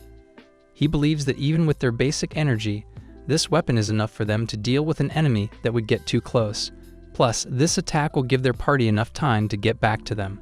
Plus, this way they will just have one other option to use as a last-ditch attempt. While the girls are busy practicing, Yuketsu pays a visit and tells our hero that she is here to observe how everyone is doing. She even suggests the hero to sometimes he should day things a bit neutral. Anyways, their conversation gets interrupted as Shinken and Musume arrive. Apparently, those girls have offered lunch to everyone for today, so Yuketsu walks to them to lend them a hand. As the break begins, Yuritsukai calls out the Goblin Slayer and asks him about the other guy. He is basically referring to Ju Senshi. So Goblin Slayer tells him that the guy took some of the children to a cave today, and that's why he volunteered to be his substitute. Ju sounds saws, taking kids to a cave, and only half of the students. Seeing Goblin Slayer being concerned about Majutsushi surprises Yuritsukai, because usually this guy used to babysit the priestess girl only. However, the hero totally ignores his question and starts to walk away, but Yuritsukai stops him and asks him if he is free tonight for a drink. So after getting permission from Musume, our hero tells Yuritsukai that he is down for it. It's actually going to be Orkbolg's first boys' night out. Yuritsukai will even bring more friends. And since our hero wishes to be more social and feel empathy, he does not mind having others as well. After having a hectic day, all the trainees are seen to be resting in the garden during their lunch break. And out of the blue, Ria's melons attract Majutsushi, but he somehow controls himself before his empire would rise. While the girls admire Goblin Slayer's training, Majutsushi interrupts them and tells them that there is nothing worth learning from that guy. Even though that guy is silver ranked, all he does is fight goblins. Plus, Majutsushi finds Orkbolg quite narrow-minded and stubborn. However, Seijo defends the hero and mocks Majutsushi for being salty against a guy who did everything while he was being useless. While these kids are having lunch, Shinken can't help but think about how Majutsushi was sad at the pub about his sister. So in order to talk to him without directly reaching out, the girl asks everyone how they are feeling. But everyone replies except him. There, Ria reveals that the leader of her party was the second son of some noble. And after his older brother collapsed, they asked him to come back, so they had no option but to disband their party. Although it is hard for her, now that she is a sole adventurer, that isn't going to stop her from following her dream, which is to become a big person one day, not body-wise but worth-wise. Well, don't know about the height, but Ria actually has a great figure. Even Shinmei agrees, well, not the figure part, the strongest part. Though he has a dream and wishes to be the best. At that time, everyone laughed at him. Though they are still laughing, but the boy intends to prove them wrong one day. Finally, Majutsushi opens up and tells them that he doesn't care about the future. For now, all he is focused on is to kill goblins. That is his #1 priority. And this kid was mocking Goblin Slayer for always bragging about goblins. Shinken then tells the story of a wizard girl that she once knew. That girl had a dream, which was to defeat a dragon someday. But Majutsushi interrupts Shinken in between and tells her that it is impossible to defeat a dragon, therefore that girl's dream is useless. However, it doesn't matter if it is possible or not. A dream's a dream. Anyways, later that night, Goblin Slayer tells Musume that he is heading out with the boys and will be late tonight. Therefore, he won't be joining for dinner. And since Musume's uncle isn't going to be home either, Orkbolg tells her to lock the gates and close the shutters on the window before sleeping. Currently, Musume is literally acting like a real mistress of Orkbolg. The girl tells him to be careful and not drink too much, or else she will have to come and carry him home. Well, it appears Orkbolg is actually late for the meetup, so both Yuritsukai and Ju have already started to eat. Plus, Yuritsukai then reveals that the reason why he chose this pub instead of the guild's pub is because he doesn't want any sort of weird rumor to revolve around just because he got caught drinking with a bunch of dudes, especially with a guy full of protection like Orkbolg. I mean, the guild girl has already made the man quite famous. It starts to confuse the hero, so Ju says it in the most simplest terms. He explains that basically, Yuritsukai is too embarrassed to have anyone see him drinking with Goblin Slayer. Later, after the bartender, who is a centaur half-human half-horse, serves ale to their table, Ju can't help staring at her, although the guy then reveals that her top is not that bad, but he is a man of bottom, therefore the centaur is a hard pass. Yuritsukai then starts to tease the man for having a crush on that night chick. He is talking about Kishi. And boy, that puts some spice on conversation because Ju does not deny that, but that is a whole different matter. He low-key is enjoying this conversation because usually they cannot talk about this stuff at the guild. The boys then drink their hearts out, so while they all are going back home, Yuritsukai stops Goblin Slayer and asks him what he plans to do regarding the guild girl. It pisses Yuritsukai when Goblin Slayer does not understand what he meant by that. Besides, he wants the guild girl to be closer to him, just as Goblin Slayer surrounds himself with the elf girl, the farm girl, and the priestess girl. Well, our simple-headed hero doesn't get the hint of what Yuritsukai is talking about and tells him that things are going to remain the same until the goblins go extinct. Ju then explains that usually a guy has to become king of their own castles, though Yuritsukai mocks him and tells him that he heard a quote familiar to him somewhere, though it was about some mercenary who was a gladiator that later became the king. But Ju finds himself way too dumb to become a king. Here, Orkbold totally disagrees with him and tells him that all he needs is to study. Besides, he is rich, and rich people are not dumb for sure. However, Ju does not have enough time to study and all. Besides, he is pretty sure that he will become a dumb king who will cause trouble for his own people. Besides, he likes going on adventures rather than studying, even though he still causes trouble for his party. Okay man, we get it, you don't want to study. Even Yuritsukai finds Ju's life quite fun, especially the part where Kishi keeps following him around.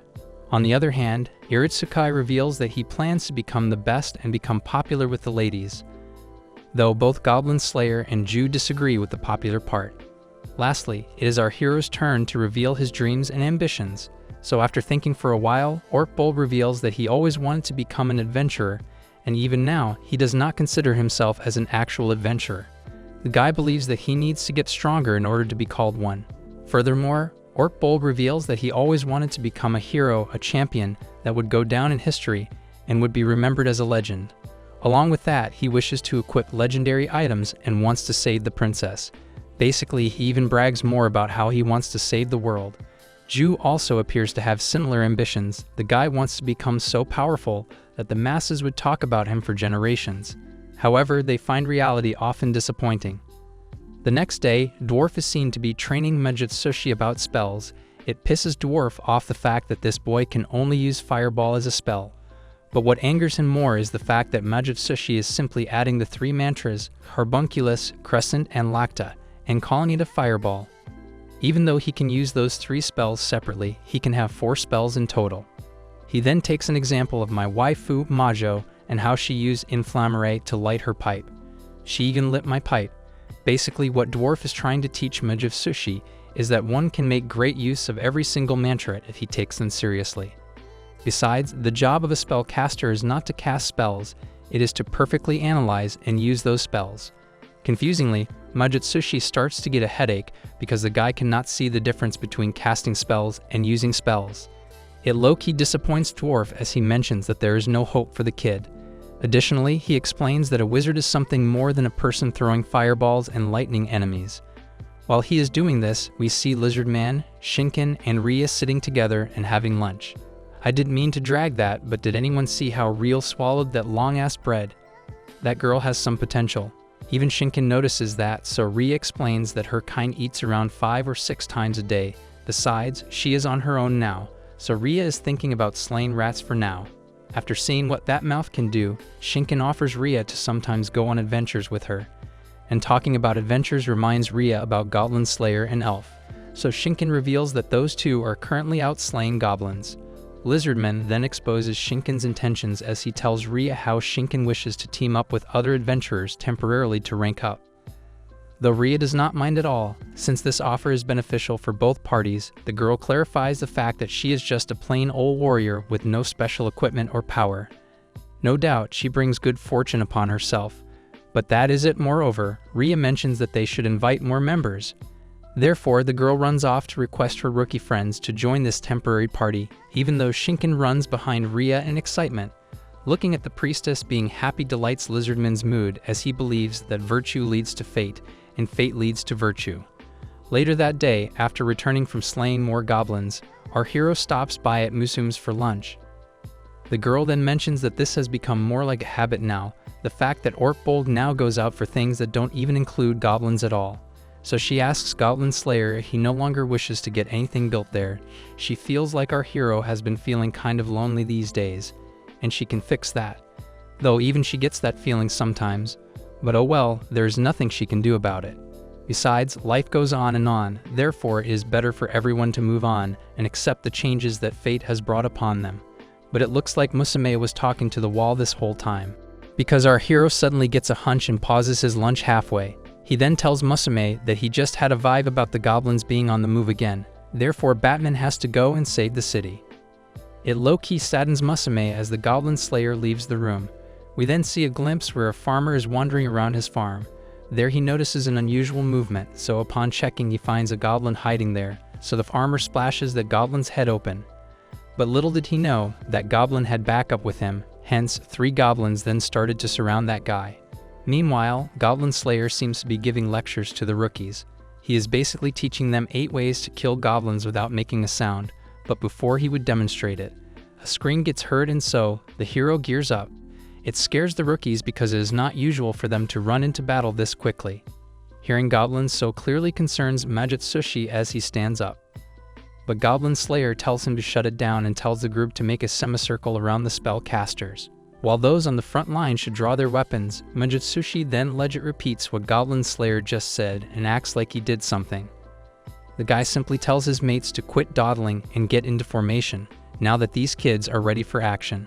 Ortbold tells them to keep their guard up while he would take a look at the crime scene. Moreover, he instructs them to act on their own if he does not return in 15 minutes. Because by then, there could be 2 possible outcomes, either the Slayer is dead or he has been brutally injured. Nice Ortbold, like they weren't scared already. Goblin Slayer then rushes towards the enemy and starts doing his thing, slaying goblins, not sure if it excites him or not to realize that the enemy that has invaded the village are goblins. Though it appears our hero arrived a little bit late as he witnessed dead citizens who tried to protect themselves. This horror takes our hero to the time when he saw something familiar. But the guy immediately snaps back when Shinken reaches out to her bodyguard. Surprisingly, Shinken has no idea what is going on here until she meets Ortbold and looks at those dead people and goblins. Luckily, the girl has 3 miracles left that she can use here, however, that does not satisfy our hero since the number of dead innocent people is far more than 3. The guy then promises Shinken that he will annihilate all the goblins. Looks like the goblin ran away after looting some part of the town, and later that night, Ortbold and Shinken bump into Yaritsukai. There, Goblin Slayer reveals that he is the one in charge of this area, but it appears most of the guys went back home at dusk before it would get dark. And to put glow on the team, Majo also joins the group as she brings light with her. It relieves Shinken to see that these 2 are also safe along with Shinken's whole party who also makes their entry. Ju then greets the hero as he tells her that she is a woman, but she has seen days where she couldn't move much. Besides, he has his pipsqueaks that are taking care of her at the inn.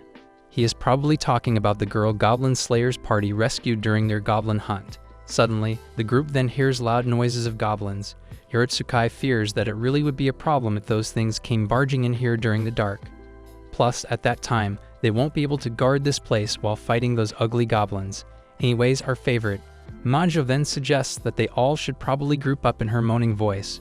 Whatever she says, Ortbold then tells Ju that the people or rookies he is in charge of are currently standing by in the square. Therefore, they need to send them a message and call them here, now that they are aware of the situation. And not just them, Ju plans to gather everyone here, so Elf then volunteers since she is the fastest one here, and so she runs away. Now that they know the enemies are goblins, Ju wonders about the one who must be leading them, and with due experience, Goblin Slayer has a guess that it would be either another goblin or a shaman. As far as the situation seems, Lizardman highly doubts if these goblins are all coming from one hole. He believes that this village must be surrounded by different holes. It would be wise for them to play offense rather than defense and sneak out into one of their holes. Besides, there is a high probability that these holes must be connected inside. Dwarf believes that the goblins must have started with one hole and then split it up. As their first step, Ju suggests they raid inside the closest hole they find. Shinken probably stepped aside from him, and as the smart woman Majo is, she reminds the group that they have to take care of the other kids as well. Hence, they all cannot simply leave these kids behind and go out hunting. So either they leave them here, take the kids with them, or have them flee. So Ju comes up with the idea that he will flee with the kids while the rest would hunt down the hole. Bro is trying to save his ass by acting like he is doing this for the kids. Shinken then starts to get worried, because she believes that the goblins must be after the newbie adventurers, even the one that headed home. Because if you look at a goblin perspective, those tiny creatures are cowardly, dastardly creatures, so why on earth would they be attacking a town that is filled with strong adventurers? That starts to make sense to Goblin Slayer because the man didn't even think about the possibility of them not being the goblin's main target. Shinken then suggests that she should head towards them and join them since that newbie party consists of 2 warriors, a cleric and a wizard. All that is left is a priestess on their team, therefore if she joins them, then no one would have to worry about those kids. Even though the group never lets their members go off on their own, in this exceptional case, even Lizardmen likes Shinken's idea. Plus, they can't just abandon their new soldiers. This seems like a perfect opportunity for Dwarf to test Shinken's rank advancement. Since Shinken is looking pretty confident, Goblin Slayer allows her to pursue her plan. We then see a group of irrelevant rookies heading home, though those guys discuss how they want to go on an actual adventure. But little did they know, the adventure itself came to them because a goblin then pulls a girl in behind and they all start eating her while the girl screams for help.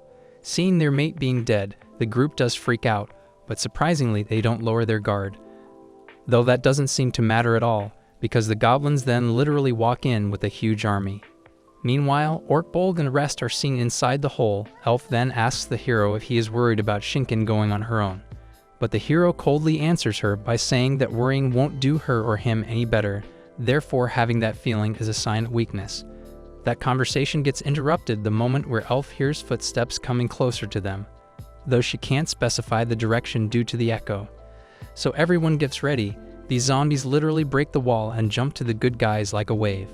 But that ain't a big deal when you have a main character named Goblin Slayer. Surprisingly, Iritsukai and Orkbolg actually make a great pair. I meant a fighting pair, not the other thing. Mainly because these two are smoothly handling the goblins that are popping up from here and there.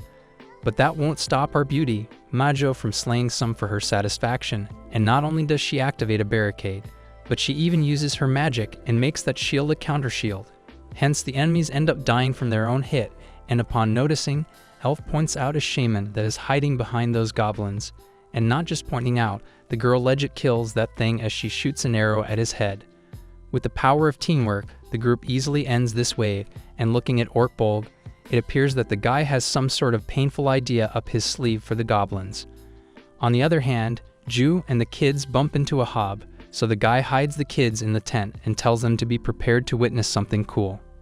He then tells the kid to never be scared of how much stronger the opponent is, because even gods can be killed according to him. The guy then draws his sword out and literally cuts the hob in half. Meanwhile, those kids in the middle of the jungle start running away, while the goblins hunt them down one by one. And to make their life a living hell, the kids notice goblins sitting above the tree while holding huge boulders that they are throwing at them. But thankfully, Shinken walks in to save the day. The girl blinds the goblins with her holy light, while Ria and Shinmei smashes the goblin's head. By far, the group seems to be doing pretty well as they are crushing every goblin that is appearing, but it slowly is starting to exhaust them out since there is no stopping these goblins. Whereas Seijo is using miracles to treat the seriously wounded rookies because sooner or later, they need to run out in the open. Staying in this cramped area would be considered dumb since the goblins are everywhere. But even right now, the situation doesn't seem too helpful. The group is totally surrounded by the goblins. Meanwhile, Majutsushi is all talk. Bro is literally doing nothing and wondering why he won't be able to hit several of them with just a single fireball. Though he doesn't seem to have a lot of time to think, or else one of his mates might end up like the girl he saved. Plus, he does not want anyone else to go through what his sister did. Alas, the guy lifts his wand up and starts calming himself, because raging won't do him any better. If he casts a spell in that state, then he will definitely lose to Orkbolg, and goblins too. Even though Majutsushi knows for a fact that Goblin Slayer won't say a word to him, the boy won't be able to forgive himself. Just fight already for frick's sake. While his friends, Ria and Shinmei, are getting pushed by the goblins, Majutsushi runs into a flashback where Dwarf tells him the duty of a spell caster. And finally, Majutsushi comes up with an idea as he tells everyone to cover their ears. He even calls Ria and Shinmei back. At this point, everyone puts their life in the hands of a rookie. And with the help of magic, Majutsushi shouts so loud that not just the whole forest, but even Ju hears his scream. Such a high-pitched voice starts to knock the goblins down, so these creatures start crawling their way back to where they come. Majutsushi can't believe that he actually managed to pull this out and save everyone's life. Dude, they should at least kill those goblins now that they are weak. It is such a waste. Shinken then reveals that they will now head straight out of the forest to the town. So Shinmei takes the lead and shows everyone the way while Seijo takes the back. So she wants Ria and Majutsushi to watch their rear for them. Ria then asks Majutsushi how he pulled such a cool move. Hence, the boy explains that he basically amplified his scream even more by using Crescent. Even Majutsushi feels proud of himself. At that time, his goal was not to slay goblins, it was to save everyone here and take them to a safe place. Although he knows for a fact that he might have felt better if he would have massacred all the goblins. However, that is what makes him different from the Goblin Slayer, therefore he happily accepts it. While Shinken and her group are heading towards the town, we see Goblin Slayer staying up to his promise as he is slaying those ugly goblins.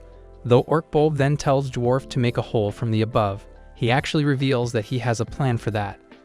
But before that, he wants to scare them and move them farther back. So Lizardman uses his scream and scares the goblins as they fall back. Turns out there is a lake above the ground, and after Dwarf blows a hole from above, all those goblins drown or get wiped out of their hole. But that's not it, of course. No good will come out after sweeping them out of their hole. Orkbold tells the Queen of Hearts, Majo, to freeze that water after a few minutes. This would take care of the lower grounds, so now all they have to do is take care of the goblins above.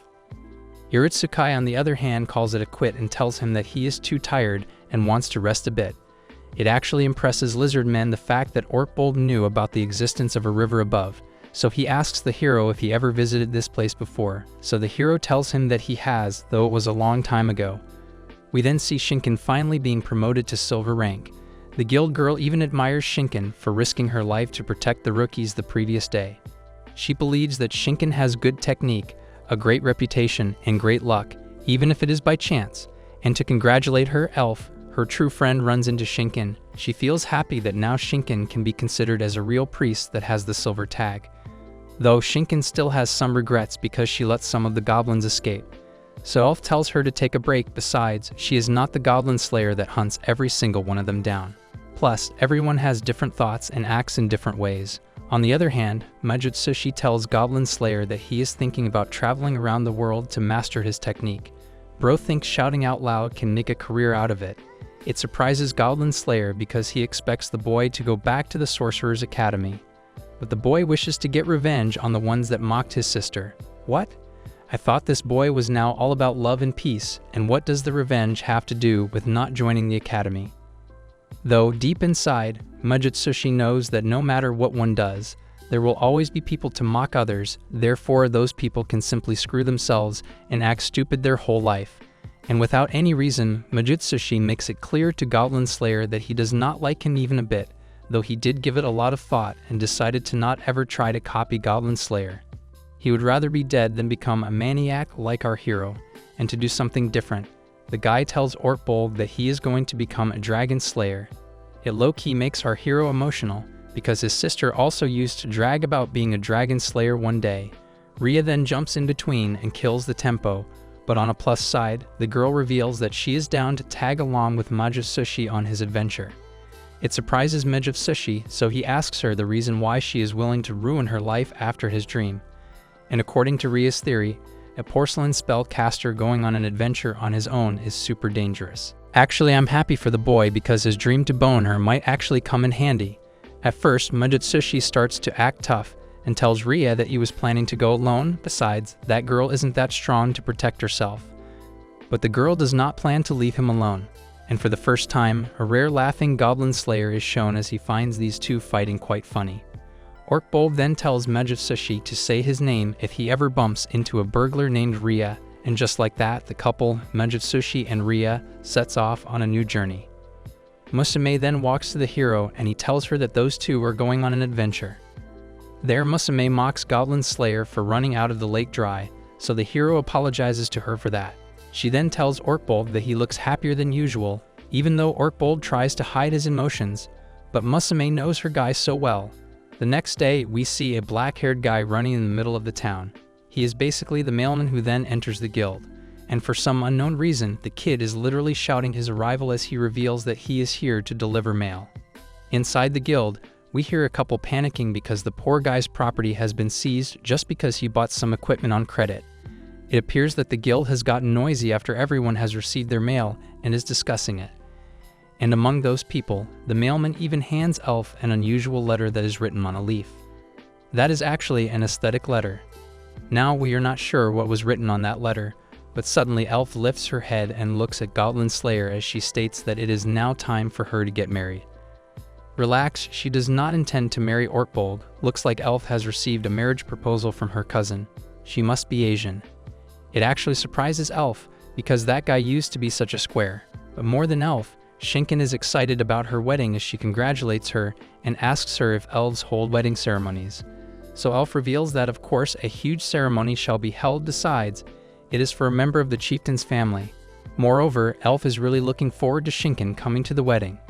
A sigh of relief also comes out from Dwarf because that guy was afraid that the elves would go extinct. But after looking at Elf, he is pretty sure that she is about to seed so many babies. Plus, knowing that she is the daughter of the chieftain, he expects a great celebration.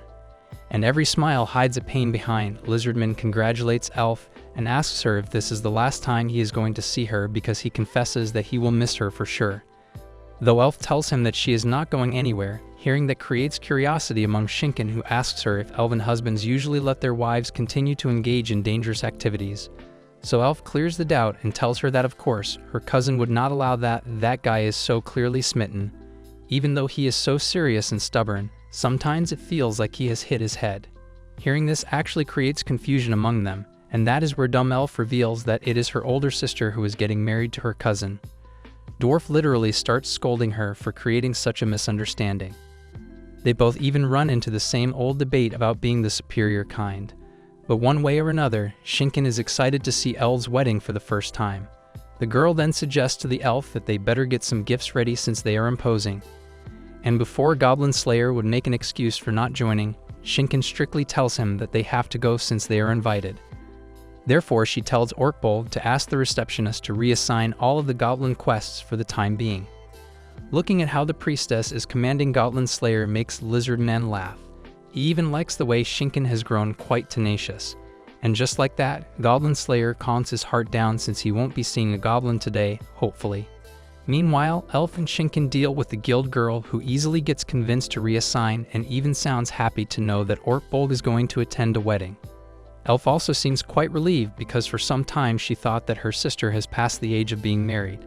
So Guild Girl then asks Elf if she is comfortable in revealing her sister's age, and after a couple of minutes calculation, Elf reveals that her sister is just 8,000 years old. It actually makes Guild Girl stop worrying about her age for a second. I mean, she is one affirmation away from getting married to Yuritsukai. Even Shinken jumps into the conversation and tells Yuketsuke that she doesn't have to worry after being this pretty. Elf even lectures her that she can't compare her age to dragons, elephants, or mice. There, Goblin Slayer's attention immediately diverts as he hears the word elephant and asks Elf what that thing is. It surprises everyone that this so-called badass guy has never seen an elephant, so Elf literally demonstrates using her body as she is explaining what an elephant looks like. I mean, she could have shown Dwarf, he would have been a better example. Well, that doesn't ring a bell to him, so Shinken reveals that the main purpose of taking Goblin Slayer to the wedding is to show him elephants. Besides, she can't simply rely on that guy alone to handle all of those quests anyway. Even Yuketsuke reveals that this dude never takes a day off no matter what, and that is where Kentoku hits Yuketsuke because apparently she is the same. And since all those hardworking people are taking a day off, Elf also invites Yuketsuke to the wedding. And like Goblin Slayer, just before Yuketsuke would have made any excuse, Kentoku again hits her in the head and tells her to just take the vacation already. However, Kentoku hands 3 short quests to Goblin Slayer regarding goblins and tells him to destroy these nests and enjoy his vacation in peace. And so, the hero enjoys his moment of glory as he is massacring those goblins, but it doesn't look as good as it sounds, because those goblins literally abducted poor sisters from church and did unholy things with them as they were found dead. Even more nuns are found in the basement being held captive for days. It saddens the hero, so Shinken tells him it is not as if God can do everything. So the Goblin Slayer tells her that it is getting dark, therefore they will leave tomorrow morning and will carry the dead bodies in a carriage. P.S. The wedding is in a few days, not today. though only a handful of survivors are found at the church. It pisses the lizardmen about the fact that the goblins have grown more conniving and smarter now. There, Dwarf finds some ancient writing on the broken walls, though he decides to examine those writings later. Plus, Elf reports no escape of any goblins, so she is positive that nothing should attack them on their way back, aside from any random encounters. Later, Shinken uses one of her miracles and heals the wounded. It appears Shinken has learned this new spell, Purifier, through a ritual from the head priest when she told him about her promotion. The next day, while Musume is doing her usual farming stuff, the girl gets excited when she sees Goblin Slayer returning home. And seriously and suspiciously, Musume stands right next to Goblin Slayer, and that is right when she suddenly gets on her knees as she is about to blow his trumpet.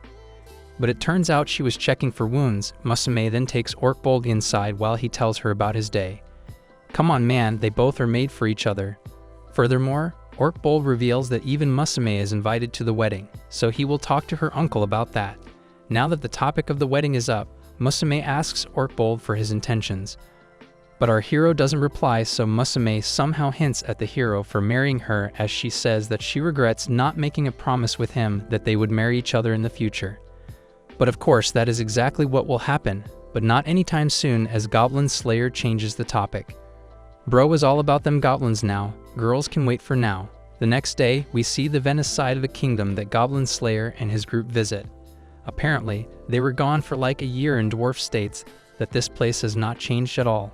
Moreover, in this place, there is a famous saying which says that having 3 women in a group makes for a noisy crowd, whereas they are currently carrying 4 and there is barely any room to even breathe. And as a simp lizard man is, Bro tells him to not underestimate a woman's eye for detail. He even drags the fact that they are able to use the guild's carriage just because they were asked to haul things over the temple.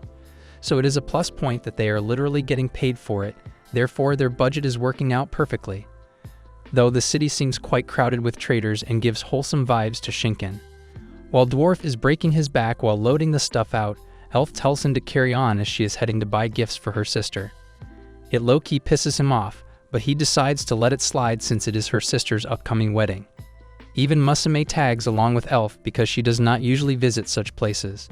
The girl is pretty excited about this trip, and as someone who has been to this city before, Elf tells her to hop on as she will tour her around. So Dwarf leaves the debate aside and asks Elf if he and Lizardman can join them after they get their lodgings and boat taken care of. Besides, the girls can use them as their luggage carriers for the day. Come on Lizardman, have some dignity, ain't no girls going to fall for you from this party for sure. And as a wonderful woman Musume is, the girl apologizes to Lizardman for being a burden, but the guy does not mind at all. He claims this as a coupon to show his appreciation for the delicious cheese Musume bestows upon him regularly. Therefore she does not have to worry at all, and we almost forgot about Iketsuke who is also here with them. The girl tells Elf that she will join them as soon as she fills out the paperwork. She is looking forward to the girls to doll themselves up, and after asking Shinken, she starts to get shy as she believes that these things are not made for priestesses. Wait, don't tell she is going to attend the wedding in her usual dress. However, Musume isn't listening to any no today. She then grabs Shinken by the arm and tells her that she is coming with them. Anyways, Iketsuke tells the girls that she is off to say hello to the guild in this city as she leaves. Whereas our hero, Goblin Slayer, seems pretty awkward because the guy has no idea about gifts or clothes as he is unloading the carriage. So Lizardman stops him and tells him that they can unload the carriage later, but Orkbold wants to play it safe as he believes that there are still minor chances of the goblins coming for these clay tablets. Therefore, he wants to hand these things to its rightful owner as soon as possible. Later, Orkbold visits the church where the senior nun tells him that the archbishop is really looking forward to him. That girl is really grateful to Goblin Slayer who was a great help to her the last time he was here. It relieves the hero to know about the girl doing great. It excites Atame when Orkbold visits her. Holy shit, I'm seriously trying to look her in the eye, but something is keeping me distracted. Atame then starts to talk about the girl Orkbold saved in the snowy mountains and how that hurtful girl has started to move on. Out of the blue, Atame then asks Goblin Slayer what he thinks about her, so the hero tells her that he did hear about her during his adventures. The guy then instantly changes the topic and tells her that he has brought some things with ancient text on them, therefore he wants her to check it out. Come on Beard Cutter, this girl is an exception.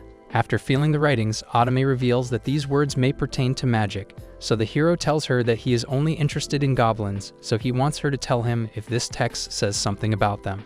After knowing that it has nothing to do with them, Orkbold tells her that she can keep this thing as he starts walking away. It actually offends Otome because the boy is not stopping no matter what she says, and even after telling him to stay a bit longer, he doesn't listen. Before he leaves, Otome warns him to be careful when heading south, because recently they have been getting many reports about ships sinking. Anyways, later that night, Orkbold joins his party where men are enjoying food while the girls are busy shopping. The next day, the group then sails away with a plain and cheap ship. Shinken then starts to feel embarrassed, because she might have bought some fancy dresses, but it would make her really awkward if she wears them. Even Musume is not sure about this because her dress looks pretty small to her. While men are men, Dwarf shows Lizardmen the amazing bread he has bought from the town. It really amazes Lizardmen the taste of these breads. However, he believes that these things would taste 10 times better if he had cheese to dip with it. Dwarf then goes on to check on Goblin Slayer, who is piercing wood in his idle time. There, Dwarf brags about how he never thought that the group would take a raft while he offers some bread. Though the hero declined his offer and told him they were able to rent this, and that is what matters the most. After observing the fact that Goblin Slayer is making spears, Dwarf gets the idea that this guy is into some actions. It appears that the hero has calculated and realized that he can't shoot arrows or use his arm in the water. Therefore, he prepared this weapon just in case, because even with a sling, he won't be able to pick up any rocks. Moreover, he tells Dwarf to keep his guard up in every case, because shipwrecks case have appeared to be more than usual here. Even Dwarf heard about this, and he is for sure that these aren't really incidents. One way or another, Goblin Slayer feels like out of every monster, the goblins must be behind this. As they are about to cross the border, both Elf and Shinken start to talk about some sort of dike, and how last time Elf walked through it. This makes Yuketsuke feel left out, and when she is asking them, the girls are ignoring her. So she starts to whine about how she always works her ass off for them, yet the girls are keeping a secret from her while making a sad face. And not just her, even Musume is interested in this dike since she has pretty little knowledge about the outside world. Hence, Elf reveals that this was before she met Orkbold, but then it cuts to the ship sailing outside the border. Now should I start whining because technically I got left out? The beautiful and natural sight amazes the girls while Elf reveals that her homeland is up ahead. She even starts mocking Dwarf because she bets dwarves can't make anything like this, so the dwarf tells her to stop flexing on God's natural creation. Plus, this is precisely the perfection that he strives for, but still, the elves have nothing to do with this. Yuketsuke has seen photos of this place in some of the documents, but she never thought that one day she would get to witness such a beautiful sight. And looking at the situation, Lizardman tells Orkbold that they should be more concerned about the higher grounds than underwater. The group then gets their guard up and starts looking for any sort of unusual movement. And for some unknown reason, Orkbold gives a strange gown to Musume and Yuketsuke and tells them to immediately wear them. The elf then starts to sense something incoming in a huge group, and that is where huge boulders start to fall from the mountains as one of them is about to land on the raft. But luckily, Shinken uses protection magic. At first the situation seems pretty bearable. But that is where the group notices incoming arrows and Elf mentions that they must be damned goblins. Goblin Slayer then tells Lizardmen to take over the rudder, and to confirm their doubt, Elf manages to hit an arrow as we see a goblin falling off the cliff as he was riding the wolf that got shot. Orkbold then tells Elf that they are not sure if they can finish them off, therefore he wants her to loosen the heads on her arrows. While the group is at it, Orkbold starts to craft a spear launcher which gives Lizardmen a nostalgic feel. He reveals that this weapon is used quite commonly among the warriors in his village. However, Dwarf seriously doubts if that spear will reach the enemy. But the hero tells him to not worry about that. In that case, Dwarf pours some sort of liquid at the lake and a water spirit pops out that speeds their raft up. Meanwhile, Goblin Slayer blindly starts to shoot an arrow, and depending on his luck, he believes that he can't finish those midgets off since he has no idea about their numbers. There, Lizardman asks Goblin Slayer if it would be alright if their goal was to escape rather than slaughter. So the hero tells him that obviously, it is not alright, but what other options do they have in this situation? Besides, he tells him to focus on the situation right now because this can be discussed after they get through this. Though it seems like Shinken is slowly exhausting out, the girl does not admit that and tells Orkbold that she will try another layer. Due to heavy boulders and trees being dropped on the lake, Unusual waves start to roam here and there as they freak out Musume and Yuketsuke, who thought this vacation would be a peaceful one. And if you think this is worse, Shinken then notices that the goblins have set a dead end up ahead. They have literally created a wooden barrier to block the way and sink their raft. And now that they have fully stopped after bumping the barrier, Lizardman and Elf start to use force to get rid of the barrier. However, that does not seem to be working out. Therefore, the dwarf tells them that he is going to have the Undine lift the raft, so he wants the rest to keep shooting arrows or something to hold the goblins down. The guy then summons a water mermaid that legit controls the waves as she tries to lift this up. Goblin Slayer then reveals that the goblin has learned from the lock. This is basically the same as stepping into their nest. Since the plan to lift the raft up is not working at all, Shinken immediately comes up with an idea and casts one of her miracles, Purifier, and hence, a hand summons from the sky that clears out the barrier as the raft starts moving. Our hero then tells Shinken that he will eventually go to hunt down these ugly goblins' nests, and will kill them all for sure. But for now, Goblin Slayer wants Lizardman to do his thing. So the guy then uses his magic and shouts so loud that a great amount of goblins fall down the cliff, while the rest get knocked out. Shinken finally takes a breath of relief, and the group starts to move forward. The group then makes a pit stop after getting away from this disaster, while the guys are busy making tents and fire. A beautiful sight of girls is shown as they are wearing their swimsuits. Basically, due to the waves, their clothes have gotten wet, and until they get dried, the girls are left with no options. For the first time, I'd like to thank the goblins for this. And from where Elf comes from, she doesn't understand the concept of going into the water with any clothes on. Most probably because she is flat as a road. And looking at these women, both Dwarf and Lizardman start to drool. Lizardman even compliments the girls that they are indeed looking very lovely. It clears Dwarf's fantasy as he reveals that there is not much point in saying much about how these lasses look now. And surprisingly, even our stone-hearted hero compliments that the girls are looking good. And if it weren't his steel armor, then they might have spotted little Billy popping out. Musume then mocks Goblin Slayer and suggests he learn a bit more about how girls feel. To defend the heartless guy, Yuketsuke raises her voice and says that she personally thinks Goblin Slayer is fine just the way he is, because if it was someone else, he wouldn't have stopped staring at them, which would have been quite unethical and embarrassing. Furthermore, Orkbold then tells the girls to catch some fish from the river while they are at it. Looking at how Elf is easily hunting down the fishes amazes Musume. She asks Elf if it is normal for her to come to places like this often. So Elf tells her that adventures are barely peaceful because most of the time, they are usually covered in gross, slimy stuff and thinking, which is pretty awful. Wait, what is she really referring to? But since it is her sister's wedding, Elf is making sure that she stays nice and clean. Musume then states that she used to think about that a lot when she was a kid. Although she is not talking about being an adventurer right now, she always had the urge to become a bride. Even Shinken agrees with her as she believes that being a bride does sound lovely. On the other hand, as Goblin Slayer is setting up the tents, Dwarf asks him if it is really okay to let the young women frolic on their own. This dude wants to join the girls so bad. However, Goblin Slayer reveals that he simply wants Elf to relax since they are going to her home. Lizardman then smirks and reveals that Goblin Slayer is like a Maiasaura. It is basically a type of dinosaur. But what Lizardman meant was that, despite appearance, Orkbold has the tendency to worry about others. But the hero totally disagrees with him because he finds himself quite unimpressive. Though Dwarf mocks the hero by saying even Mithril wouldn't know its own worth. For a moment I thought he was making a goat's voice.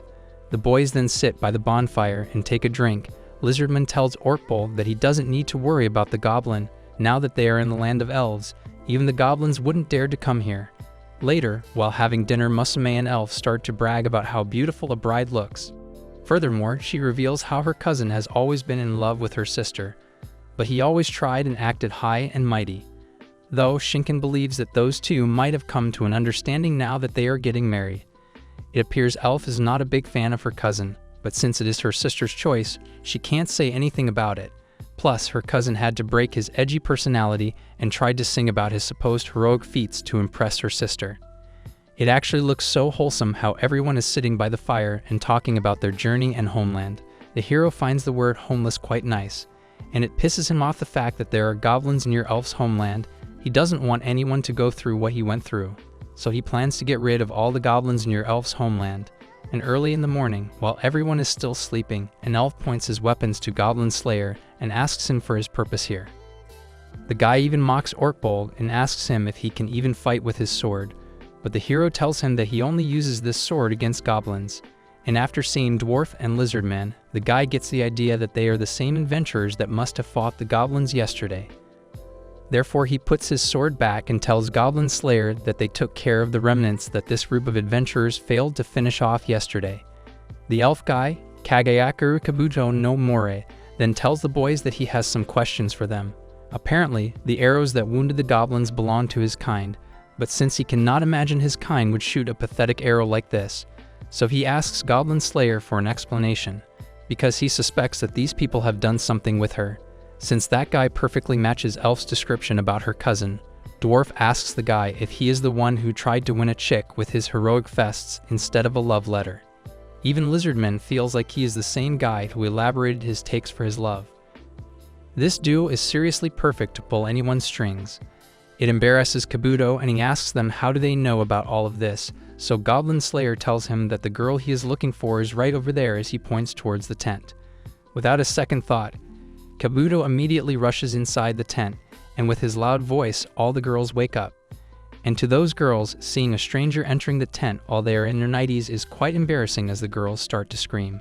Wow, so basically wearing bikinis isn't embarrassing, but being seen in a nightie is. Anyways, later, the group continues their journey as they are following Kabuto, who apologizes to Elf for summoning her back right, which he has just started her journey. But Elf tells him that it is alright, besides years have passed by since she went outside the elven land, so it feels nice to meet her elder brother. In Elf and Asya, a cousin is considered as a big brother, though marrying one of them must feel like living in Alabama. It actually disappoints Kabuto the fact that Elf now hangs out with humans and even reeks of them. Lizardman does admit the fact that the land of elves is quite a sight compared to his land. There, I'm not sure, but it looks like Kabuto tried to scare Lizardman by saying that mortals may be able to enter, but they wouldn't be able to leave this place of God, though Kabuto never thought that the famous Orkbold that he kept hearing about would be someone like him. But Hero cuts to the chase and asks him about the deal with goblins. Well, it appears that during the summers, those creatures start to crawl out towards their border every year. It has been 10 years since this has been going on. It's been like this ever since there was a fuss over the dark gods recently. Looking at the way he is behaving, Shinken gets the idea that elves do not care much about the goblins, though Iketsuke feels like this would be more of a matter of scale than danger. Since the goblins are not entering the elves' land for some reason, therefore these people aren't minding their existence that much. Iketsuke even mentions that they are hearing from the people who actually witnessed the event. It confuses Shinken and us, so she asks her about what event she is talking about. Turns out the elves have come a long way throughout history. These people have even witnessed the battle of the gods and saw evil spirits, dragons, dark gods, demon lords, and all kinds of awful creatures from another dimension. And compared to those beasts, Iketsuke is pretty sure that the goblins must be nothing in front of them. Be careful, girl, you might actually offend the Goblin Slayer. Kabuto then reveals that he is rather concerned about the one that stops the waters, as it is said to be getting closer to the village lately.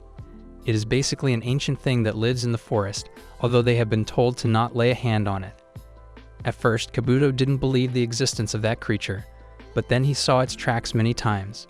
Even his grandfather claims that he saw the creature itself when he was young, and just as it is shown in movies, the Land of Elves is actually a society that is based on tree houses. The greenery of that place amazes the group. The girls actually find this place quite comfortable as they are loving it here. Kabuto then tells his guests that they have a bath and lunch ready for them, so what would they like to do first? Here, Orkbold replies by saying that he is going to unpack in case goblins might show up at any moment. Is it me? Or it has started to quite irritate how Orkbold keeps dragging about goblins everywhere. Anyways, the boys then decided to eat up first while the girls would take a bath. While Elf and Orkbold are left behind to unpack, Elf's sister, Keiken no Moriheim, also known as Forest Princess, makes her entry. However, it doesn't seem like an ideal time for someone to barge in, because literally, Elf has just started unpacking and the first thing she took out was her blouse. So it creates quite a misunderstanding, but never mind that Keiken thanks Orkbold for always looking after her sister. She has heard a lot about the one and only Goblin Slayer through songs. Big Sister then asks Orkbold if Elf is not causing him too much trouble, So the hero saves Elf's reputation as he says that it is quite the opposite. She is in fact always helping him out. And out of the blue, Kaken tells Goblin Slayer to find someone to replace Elf so he may set her little sister free. There, Goblin Slayer notices an elf sitting at the main door. That elf seems rather traumatized and terrified, so the hero walks up to her and tells her that he has killed all of them as she starts to cry. Basically, it appears that our hero was the one who saved that girl from the ogres. A sudden jealousy is then sensed as Elf tells her sister that it wasn't just Orkbold, even though she and the rest of the party members played a great role in saving her. Kaken tells her to relax because she is aware of that, so Elf gets a little bit shy over the compliment she forcefully asks as she tells her that it is nothing.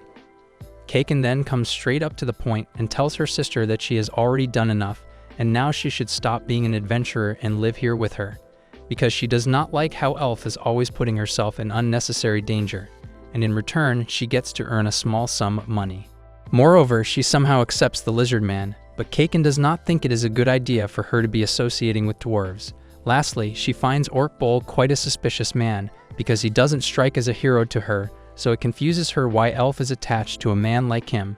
So in her defense, Elf tells her that maybe she has grown attached to the party and the Goblin Slayer never bores her. And just because of that, she will continue to slay goblins, but that is not it. Elf then states that the Goblin Slayer also helps out as a vanguard on their adventures. Besides, everyone has only one life, no matter what kind. But before this conversation can expand further, a loud banging gets heard, and that's where a tree falls down as Elf tells her sister to go inside. The hero also jumps into the scene, so Elf tells him to look after her sister while she checks out the enemy. And right where this anime couldn't get any weirder, we see a large gray animal rushing towards the houses, and no, that animal isn't an elephant, it is more like a dinosaur. Standing in the jungle, they all spot a weird creature approaching them, which is incredibly large in size. Amazes me something larger than your mama exists too. It is Mokol Mubendi, and it begins its charge towards the elven village. Seeing closely towards the monster, High Elf Archer realizes there is a goblin riding on its back controlling it. They all come to the realization that the creature wants respect. Not wanting to hurt the one who stops the waters, High Elf Archer asks for Goblin Slayer to come up with a plan. A plan that deals with the goblin but keeps Mokol Mubendi unharmed from their attacks while it also kills the goblin riding its back. Then Dwarf Shaman comes up with a smart plan. He suggests just shooting the goblin immediately, which is in charge of Mokol. After that, Goblin Slayer can lead an attack on Mokol Mubendi to stop it and take control over it. Meanwhile, Priestess told Cowgirl and Guild Girl to go to their guest room so they can throw more of Goblin Slayer's tools. Despite Shining Helm's protest and hoping they'd allow the elven guards to handle the situation, High Elf Archer laughs him off. However, she swings into battle on the tree so she could kill the crazy goblin in charge of Mokol. She lands an attack, killing the goblin and falling down beneath the feet of Mokol. The goblin gets crushed under Mokol's feet. I wonder if it turned on the goblin. If it did, he sure was crazy. After that, the lizard priest immediately casts Roar on Mokol. With that, Dwarf Shaman casts Stupor 2 on Mokol. It causes Mokil to daze. Finding the opportunity, Goblin Slayer trips Mokil by a rope that Cowgirl and Guild Girl threw down to him, which they both did have to carry to throw down. Powerless species should stay where they belong, the kitchen. Mokil falls and the battle is over pretty quick, which seemed pretty easy. After the battle, Shining Helm admits he is impressed greatly by them and how they were able to take Mokil down within a few minutes. Then, Shining Helm begins questioning Goblin Slayer regarding how he learned the ancient technique to take down a monster. Goblin Slayer does not answer his question, but instead he begins questioning about any more villages which are nearby. After that, Goblin Slayer begins planning his hunt for the goblins to take them all down. That night, Forest Princess sneaks out of an emergency meeting to talk with her little sister about coming back home.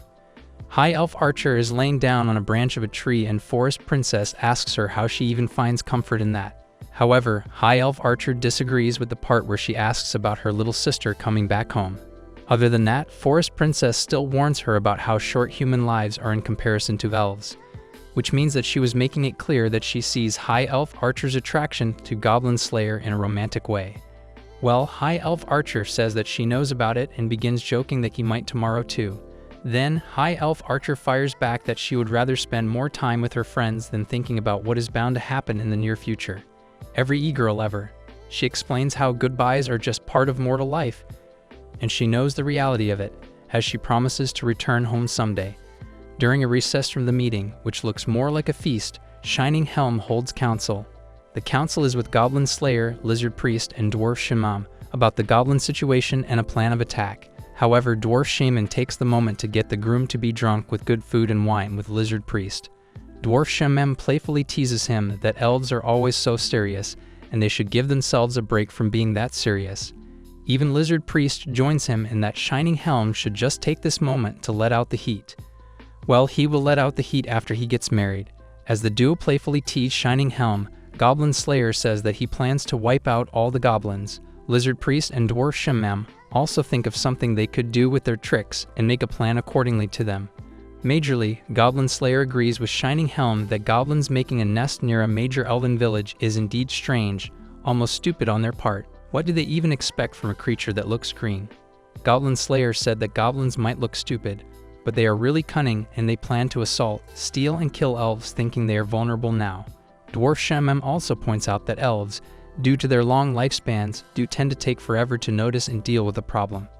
Most fathers, after seeing their daughters are out of their hands, even in a tough situation, Shaman cracks a joke that it is the reason they take years to find a wife.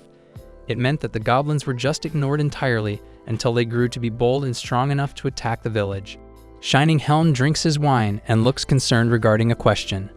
Well, the conversation turns to Shining Helm admitting he does not understand his future sister-in-law and gets a feeling that he is not much liked. As he is marrying her older sister, he seems confused. They all laugh hearing his concern and how little it is. Upon hearing Goblin Slayer himself had a sister, chastises Goblin Slayer, berating himself for being nothing but a burden to her, arguing that she took care of him because she loved him. He adds that he was the one who trapped her in the village, therefore she could not get married. Moreover, as the survivor needs to live for her and needs to keep himself safe because he owes her a lot, something Dwarf Shaman and Lizard Priest agree with him on. Shining Helm gets up to say something, but as he begins speaking, he passes out being drunk and falls down. Back at the Temple of the Supreme God, Sword Maiden has deciphered the tablets through her fingers. Goblin Slayer brought her previously and handed it over to her. She understands what is written on it, while an attendant stands behind her holding a light. I mean, the light is not really gonna help as she is blind. Realizing the sheer danger he discovered, Sword Maiden gleefully realizes Goblin Slayer had helped her immensely, but laments that he most likely won't be interested in what he found for her. Then, turning back to the attendant, she asks her to bring her a note and a carrier pigeon. Well, hearing her command, the attendant kind of taunts her not to waste resources on another failed love letter for Goblin Slayer that she plans to. This man's reason he created by being emotionally unavailable is so unreal.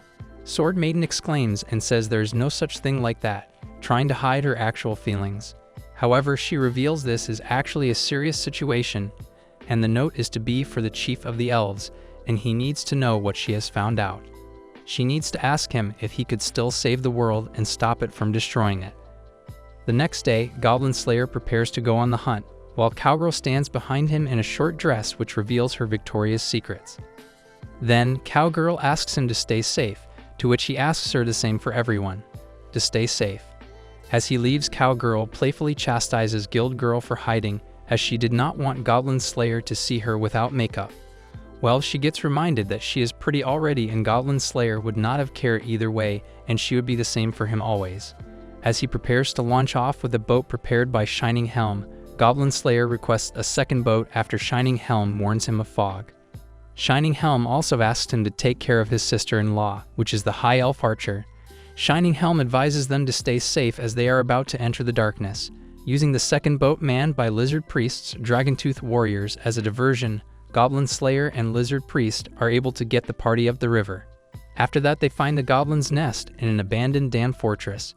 Before that, they put up a small fight against the goblins who were protecting the place, and they begin throwing rocks at them. Well, the rocks were nothing against the warriors, and they end up taking a lot of goblins out. The view is really horrible of the Goblin's nest.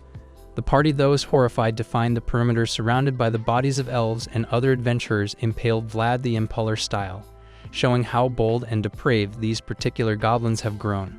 Looking at the bodies, Priestess begins throwing up and says that they can't let this go on, to which Goblin Slayer agrees and she needs to be strong enough for that. Later at night, they take out the guard goblin and high elf archer, unlock the door to the fortress so they can enter it. Inside, Goblin Slayer and the party explore and take stock of the area. They find no secret doors, no weapons and anything which could keep out trespassers, but the priestess still advises them to be cautious. They can't let their guard down under any circumstances. Altsermus is a strong goblin shaman, took control of Mokul Mubindi earlier and realized the sauropod might return here as they commit bodies of adventurers they find to the river for proper burial. However, the party instead finds something absolutely horrific. The goblins have been using an old wine press to press the bodies of their captives, which is eventually causing their blood, organs, and waste to pollute the river in an attempt to poison or curse the elven village, and it would be easier to attack them. Hearing that, the girls get nauseated again. As they all rest, Goblin Slayer begins apologizing to High Elf Archer for the adventure being a goblin-slaying quest yet again. High Elf Archer, however, admits this time is different and personal for her. As she takes note, the sheer depravity of the goblins here seems to have had a negative effect on Priestess as she goes to comfort her. Looking at the fortress, they all wonder if this could be a trap for trespassers. Well, the goblins are dumber than your mama, so I wouldn't expect that from them. Goblin Slayer says that since the goblins have occupied this building by force, he has a fair idea of what they might be planning on to do. Since he has dealt with them, he knows what they could be doing. The only problem he sees is Mokul. Due to his humongous size, he says that he is sure that the goblins have casted a spell over that creature. Goblin Slayer and his party continue to investigate the ruined elven fortress the goblins have taken over and continue to reside in it. Goblin Slayer deduces Mokul Mubend recent rampages are because there is a shaman among the horde controlling the beast. Lizard Priest strategizes the coming attack formation, Goblin Slayer at point, himself and Dwarf Shaman at the flanks, and High Elf Archer guarding Priestess in the rear as she gives support. Later, they find an elevator which seems to be working according to the Lizard Priest, so he looks for something that the elevator could work with. The Priestess then takes the charge and decodes, and the elevator works for them, and they all enter it, and their next destination is the place where they attack the goblins. High Elf Archer begins apologizing for the mess she dragged them in, to which Dwarf Shaman jokes that he likes keeping elves in his debt, so she doesn't need to worry about that. Then High Elf Archer thanks her friends for helping her village in this time of need when she invited them for her older sister's wedding. They reassure her they don't mind and prepare for the battle they are about to have. The elevator opens and they all attack the goblins and put up an intense fight with them. The attack goes smoothly with High Elf Archer even wounding the Goblin Shaman, which begins bleeding through his shoulder and leg. Being really cunning, the Goblin Shaman retaliates and casts Poison Cloud, paralyzing the entire party besides Priestess. Seeing her entire party about to be brutalized, she gets a flashback of her old party, and she thinks that she can't let that happen again. With that, Priestess counterattacks by angrily casting Purify on the Goblin Shaman's wound, turning his blood into purified water. Having purified water in his body, the attack caused the goblin to die, and he fell down because he just almost took a shower. That is what happens when your boyfriend actually takes a shower. The Priestess gets teary as to what has she done and sits down, but Goblin Slayer gets in time there and says she did a good job for all of them. Now it causes a massive panic in the goblin ranks after the killing of Goblin Shaman. But the Priestess realizes that she had cast a defensive miracle in an offensive matter. Priestess breaks down, realizing she had blasphemed with a gift from the Earth Mother, and her tears roll down from her cheek. That is why I like religious girls, they are so easy to manipulate. Well, Goblin Slayer is able to swiftly recover from the wounds he got from Goblin's attacks and reassures her that she did the right thing. On the other hand, High Elf Archer was badly injured and bleeding from certain parts of her body. I know how I could make her bleed while enjoying it too. Even Lizard Priest got injured by the Goblin's attacks due to the fog Goblin Shaman made. So the Goblin Slayer and Dwarf Shaman quickly help High Elf Archer and Lizard Priest recover by some magic to get energy to fight against them again. They are ready to fight the impure beings again, the goblins, and reach an end of the fortress surrounded by goblins. Now all they can do is jump from it, having no other way. Quickly, the party jumps over the ramparts of the fortress, having no other way. Then, using Dwarf Shaman's fallen control to gently float down, they all land safely on the ground without being harmed. The recovered Goblin Shaman tries to reorganize his army, but realizes the fortress has begun to flood, which causes a mini tidal wave to drown what remained of the army like germs, and they all flow out. Outside, Dwarf Shaman reveals the party had prepared his tunnel spell earlier to flood the fortress in case of emergency, and it worked. Everyone is happy over the victory except the priestess. Despite their victory, she is having a minor internal crisis of faith over her previous blaspheming. Then she begins to wonder if she is still capable of being a priestess and holding such a high rank for herself. Goblin Slayer senses her conflict and goes to her to help her fight her thought. He is fixed for just one woman, the rest he doesn't care about at all. As the dawn breaks, Goblin Slayer directs her attention at the rainbow that came out after such a good fight that helped the elves. He reassures her that they had materialized over the liberated fortress, settling her worries, and she smiles at that. Behind them, Lizard Priest and Dwarf Shaman have already started joking around with High Elf Archer. Meanwhile, on the other hand, Hero and her party, Sword Saint and Sage in the Demon Realm, delivering righteous justice to the demons. They all are attacking the demons and wiping them out as if they are bees in front of them. As Hero gets her Doomslayer mode on, Sage senses that the flow of water has been liberated back in the ruined elven fortress. She stated that this is just making her job of sealing the portal the demons were trying to exploit easier than it was before. As Sword Saint defends her, she wonders aloud who had liberated the ruined elven fortress. Following her thoughts, she wonders who destroyed the magic circle the demons were using there. Of course, she had no faith the elves took care of the situation so quickly, as they are extremely slow in taking any action. The tablets discovered by Goblin Slayer contained a startling revelation. The demons had uncovered a means to breach the mortal realm. Swiftly, Sword Maiden summoned Hero to the task, urging them to confront the demonic threat while she sought to close the magic circle in the ruined elven fortress. In an unexpected twist of fate, Hero embraced the challenge with a sense of fortune, unleashing their might to obliterate the oncoming strongest match of demons. Undeterred by the unforeseen turn of events, Hero pressed on, determined to safeguard the realm from the impending demonic curses. Coming back to the elven village, the wedding of Forest Princess and Shining Helm takes place. Both of them recite their rituals, and hence the entire wedding is performed successfully, bringing out joy in everyone. As the ceremony concludes quickly and the celebration for the after-party begins following with a heck of a feast. Dwarf Shaman is telling stories of his adventures to the elves, not just him, but Lizard Priest enjoys telling stories to the curious elves.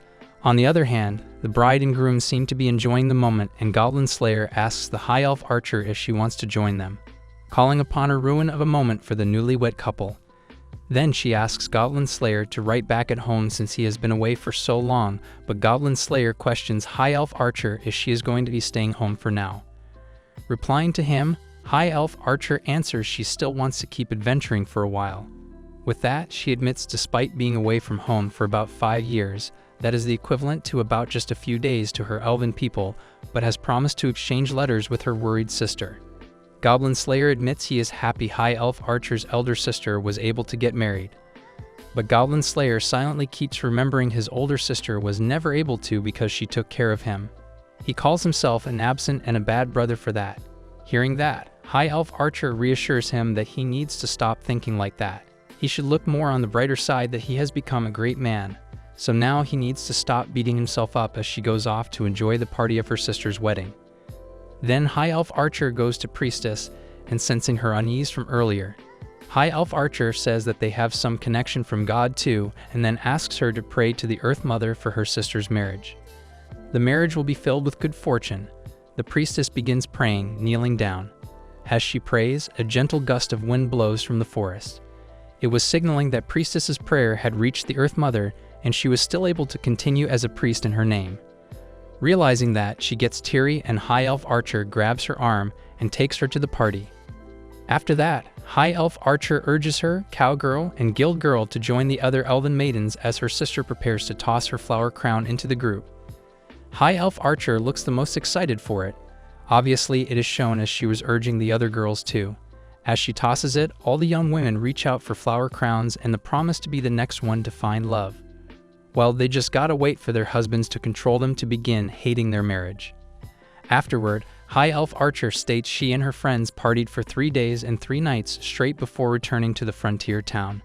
She also states her sister's letter hasn't arrived since she's returned, hinting that the elves are still celebrating the wedding even as she speaks. Years ago, on the 9th floor of the Dungeon of the Dead, young Bishop battles alongside her adventurer party to slay demons and claim a treasure chest. Working alongside fellow priest Myrmidon Monk, young Bishop created a barrier and cast silence to allow female wizard to cast a large spell as half-elf scout and female warrior take out demons alongside Captain. As they were victorious, young Bishop marks where they are on her map and thanks God that she didn't encounter goblins. In present, Goblin Slayer leads his party against a massive sea serpent off the coast. While High Elf Archer find her arrows not very effective, Goblin Slayer and Lizard Priest are able to wound it with harpoons, causing it to retreat temporarily. Priestess remembers back to how they got into this situation, having accepted a quest to deal with sea goblins raiding local fisheries. The party was shocked to discover that the sea goblins were actually gentlemen being harassed by a sea serpent who had come to the shallows. Since there were no goblins, Goblin Slayer debated just leaving, but the others convinced him to stay and help the Gilman. Back in the fight, Dwarf Shaman is able to cast Water Walk on the sea serpent, causing it to suffocate without water. Back at the guild, Goblin Slayer gives his report to Guild Girl, comically stating, "There were no goblins," as she tries to decipher the particulars.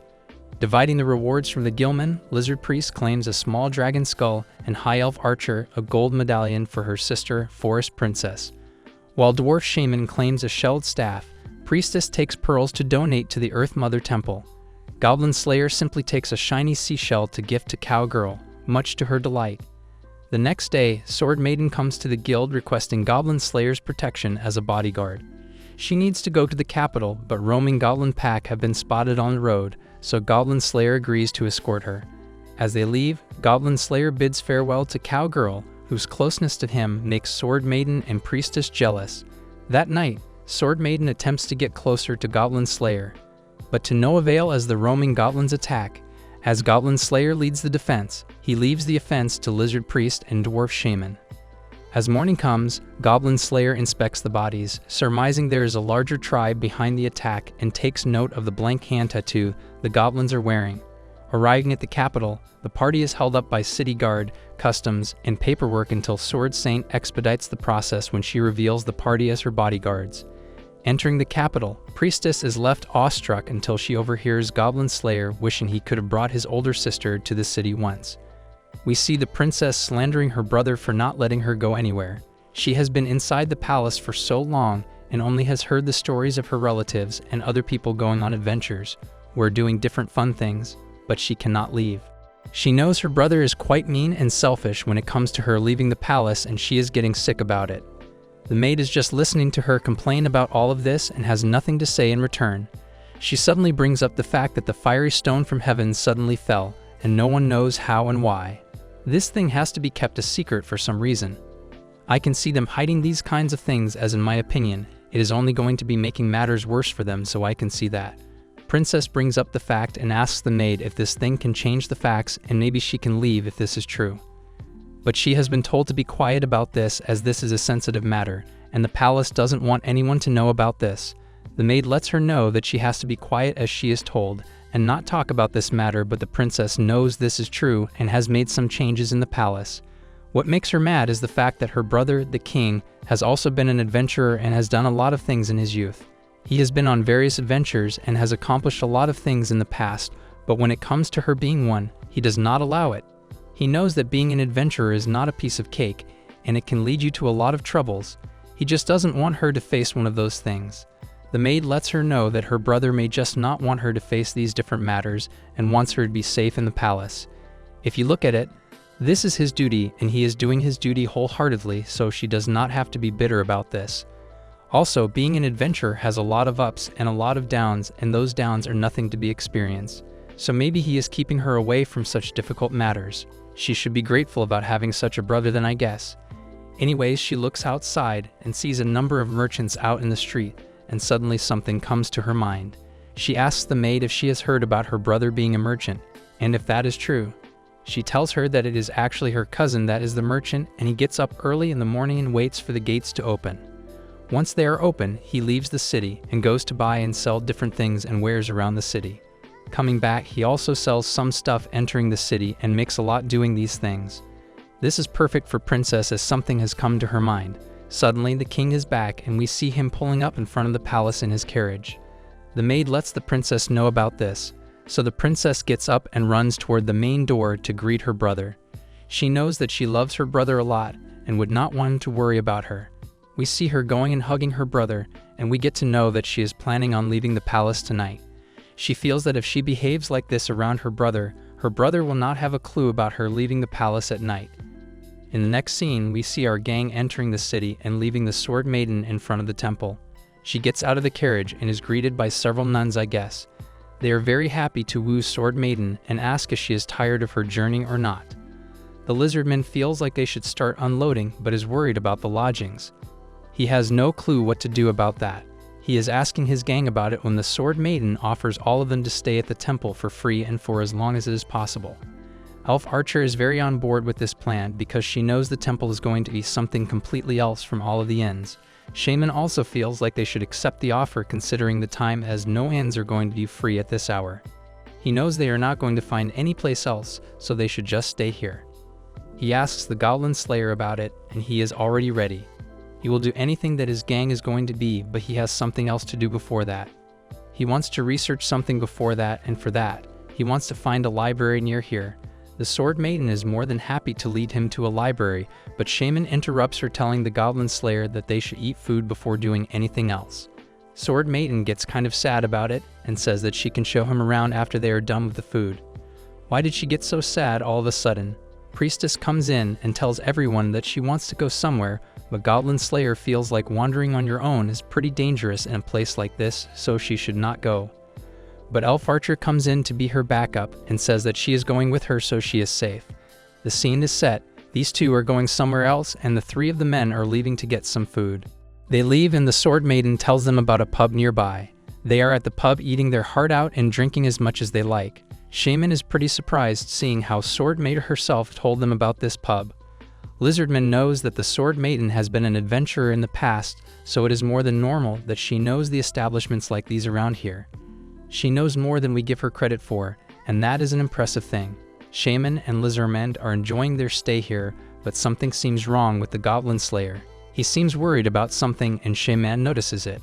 Upon asking about it, Goblin Slayer is very surprised that he can tell just by looking at him that he is worried about something. Shaman feels like he is around 50 years old, and that is a long time to be alive in this world. Obviously, he has some experience in the world. Goblin Slayer feels like he has nothing to live for. He feels like he is destined to kill all the goblins, but he really has no idea why. He wants to do something different and wants to be something else. All of this is putting a lot of pressure on him these days, and that is why he is very quiet lately. Shaman asks him something very random. He asks him if he knows how to harden a sword. Goblin Slayer is confused but responds saying that he does not. Shaman explains that you heat it, strike it, cool it, and then heat it again. This makes nothing sense to Goblin Slayer for now, but Shaman again explains. He feels like you always heat it, strike it, cool it, and then heat it again, and repeat these steps until you find something you like. He asks another question. He wants to know if Goblin Slayer knows what a good sword is. He does not, and Shaman knew about it. He knows that a soft sword is flexible but weak in its strikes. On the contrary, a hard sword is best at cutting but easily breaks. He wants to know what Goblin Slayer has picked from all of this, but to be honest, he really does not have a clue. That is it. Shaman wants him to know that he does not know what a good sword is, and just like that, you should not know what your life is about. A lot of people do not know what they are living for, and that is what makes them keep searching for it, and in searching, they find their true purpose in life. This guy just ranted about a random thing and took that to base it on something like this. You could have said something simpler in my opinion. Lizardman hears everything and feels like a shaman and sounds like a priest all of a sudden. Lizardman backs up Shaman and tells Goblin Slayer that a lot of people have nothing to live for and do not even know what they are destined to do. He feels like that is a very difficult thing to be trapped in, and that is very hard to do. He should be grateful that he knows what he is destined for, and that he is able to do exactly that. This reminds Goblin Slayer of the time that he was being trained by a goblin in the water a long time ago when he was a kid. He now knows that he should not be sad but happy that he has this gang and the thing he loves doing. Meanwhile, the priestess is right now in the cemetery and in front of a grave. She is talking to the person in the grave and telling it that she is fine in doing what she wants to do. She is slaying goblins and is doing a better job than she expected. She adds that she also met the little brother and somehow she turned out to be his mentor. She is training him well and knows that he is going to be a better slayer than her in the future. Saying this, she says goodbye and leaves. Elf Archer is at the tree seeing her do all of this and asks her about whose grave that is. Priestess tells her that it is someone from her previous group who was a good person. She taught her a lot of things in the past and feels like she is the reason they are dead and in the grave right now. Elf Archer feels like the priestess should stop blaming herself and tell herself that it was not her own fault but the luck of that person. Priestess feels like she should not blame any of the others as no one else was to blame either. She feels like she has to be serious about this. Elf Archer now wants her to be the opposite of serious and takes her somewhere. She takes the priestess to a bat house and they have a lot of things other than bats. Upon asking, they get to know that they have a gymnasium, bath, saunas, and a lot of things. Priestess asks about the price and gets to know that it is within the entrance fee for them so they can enjoy anything they want. They leave for the bath and take off their clothes. Priestess takes her clothes and folds them nicely to put them in a basket while Elf Archer does the exact opposite. She takes them off and throws them away like garbage, so Priestess tells her that her clothes are going to get wrinkled if she does not fold them, but she doesn't care. They go in the bath right away and Elf Archer loves the place. They enjoy the bath and clean each other. They put lotion on each other and do everything they can. They are in the bath and getting in. Priestess tells the Elf Archer they also have the sauna in place she should check out. She gets out and leaves for the sauna immediately. She leaves and suddenly, the princess from the palace shows up out of nowhere and gets in with the priestess. She gets in and asks her immediately if she is an adventurer or not. She is, and knowing that, she wants to know what her role is. She tells the princess that she is a priestess, and if she is thinking of recruiting her, she is already in a group. Asking about this group or party, she tells her that she is serving the Earth Mother and has been doing it for a year now. Princess asks about a lot of things, and it is kind of wording her out. But she is answering everything perfectly. Princess has everything she wants to know and gets up to leave. As she is leaving, Priestess tells her that if she is going to be an adventurer, she should know that shopping for different things is a very important thing, and she should not just skip that. She understands this and leaves. Leaving, Elf Archer shows up and asks her about who that was. Priestess has no idea and ignores it. Leaving the bath, they are shocked to the core when they come out to get their clothes. Priestess's clothes have been stolen and no one knows who that was. It was the princess, right? The receptionist comes running and asks about it. She leaves to get the security. Elf Archer assures the priestess that her clothes are going to be found and she should not be worried about it. She takes a look around and sees the clothes that the princess lady was wearing before coming to the bath. She knows that she is the one who stole her clothes, and the thing that worries her so much is that the chainmail has been stolen as well. That was the only thing Goblin Slayer complimented about. She starts crying and Elf Archer gets her home. At home, everyone is in the room, but not the Goblin Slayer. He is in his room alone, sharpening his dagger. Sword Maiden comes and asking why he is not out there trying to comfort the priestess. He feels like he is not the one to comfort her, but Sword Maiden feels like every girl needs someone who comforts them in their lowest. Goblin Slayer knows this as he learned this a long time ago. Anyways, Sword Maiden has brought him a book from the library as at this time. The library is not open. He thanks her and she is leaving when Goblin Slayer starts telling her about the dagger his father had. He tells her that he wanted that dagger for so long and he always waits for the time to come, but when the time comes, he doesn't know where it is and still he doesn't know where it is. This is something he always wanted and asks her if she can help him with that. She is positive that she can have someone find it as she is going to the Majesty for the meeting. She is going to ask him about it and then they can surely find it.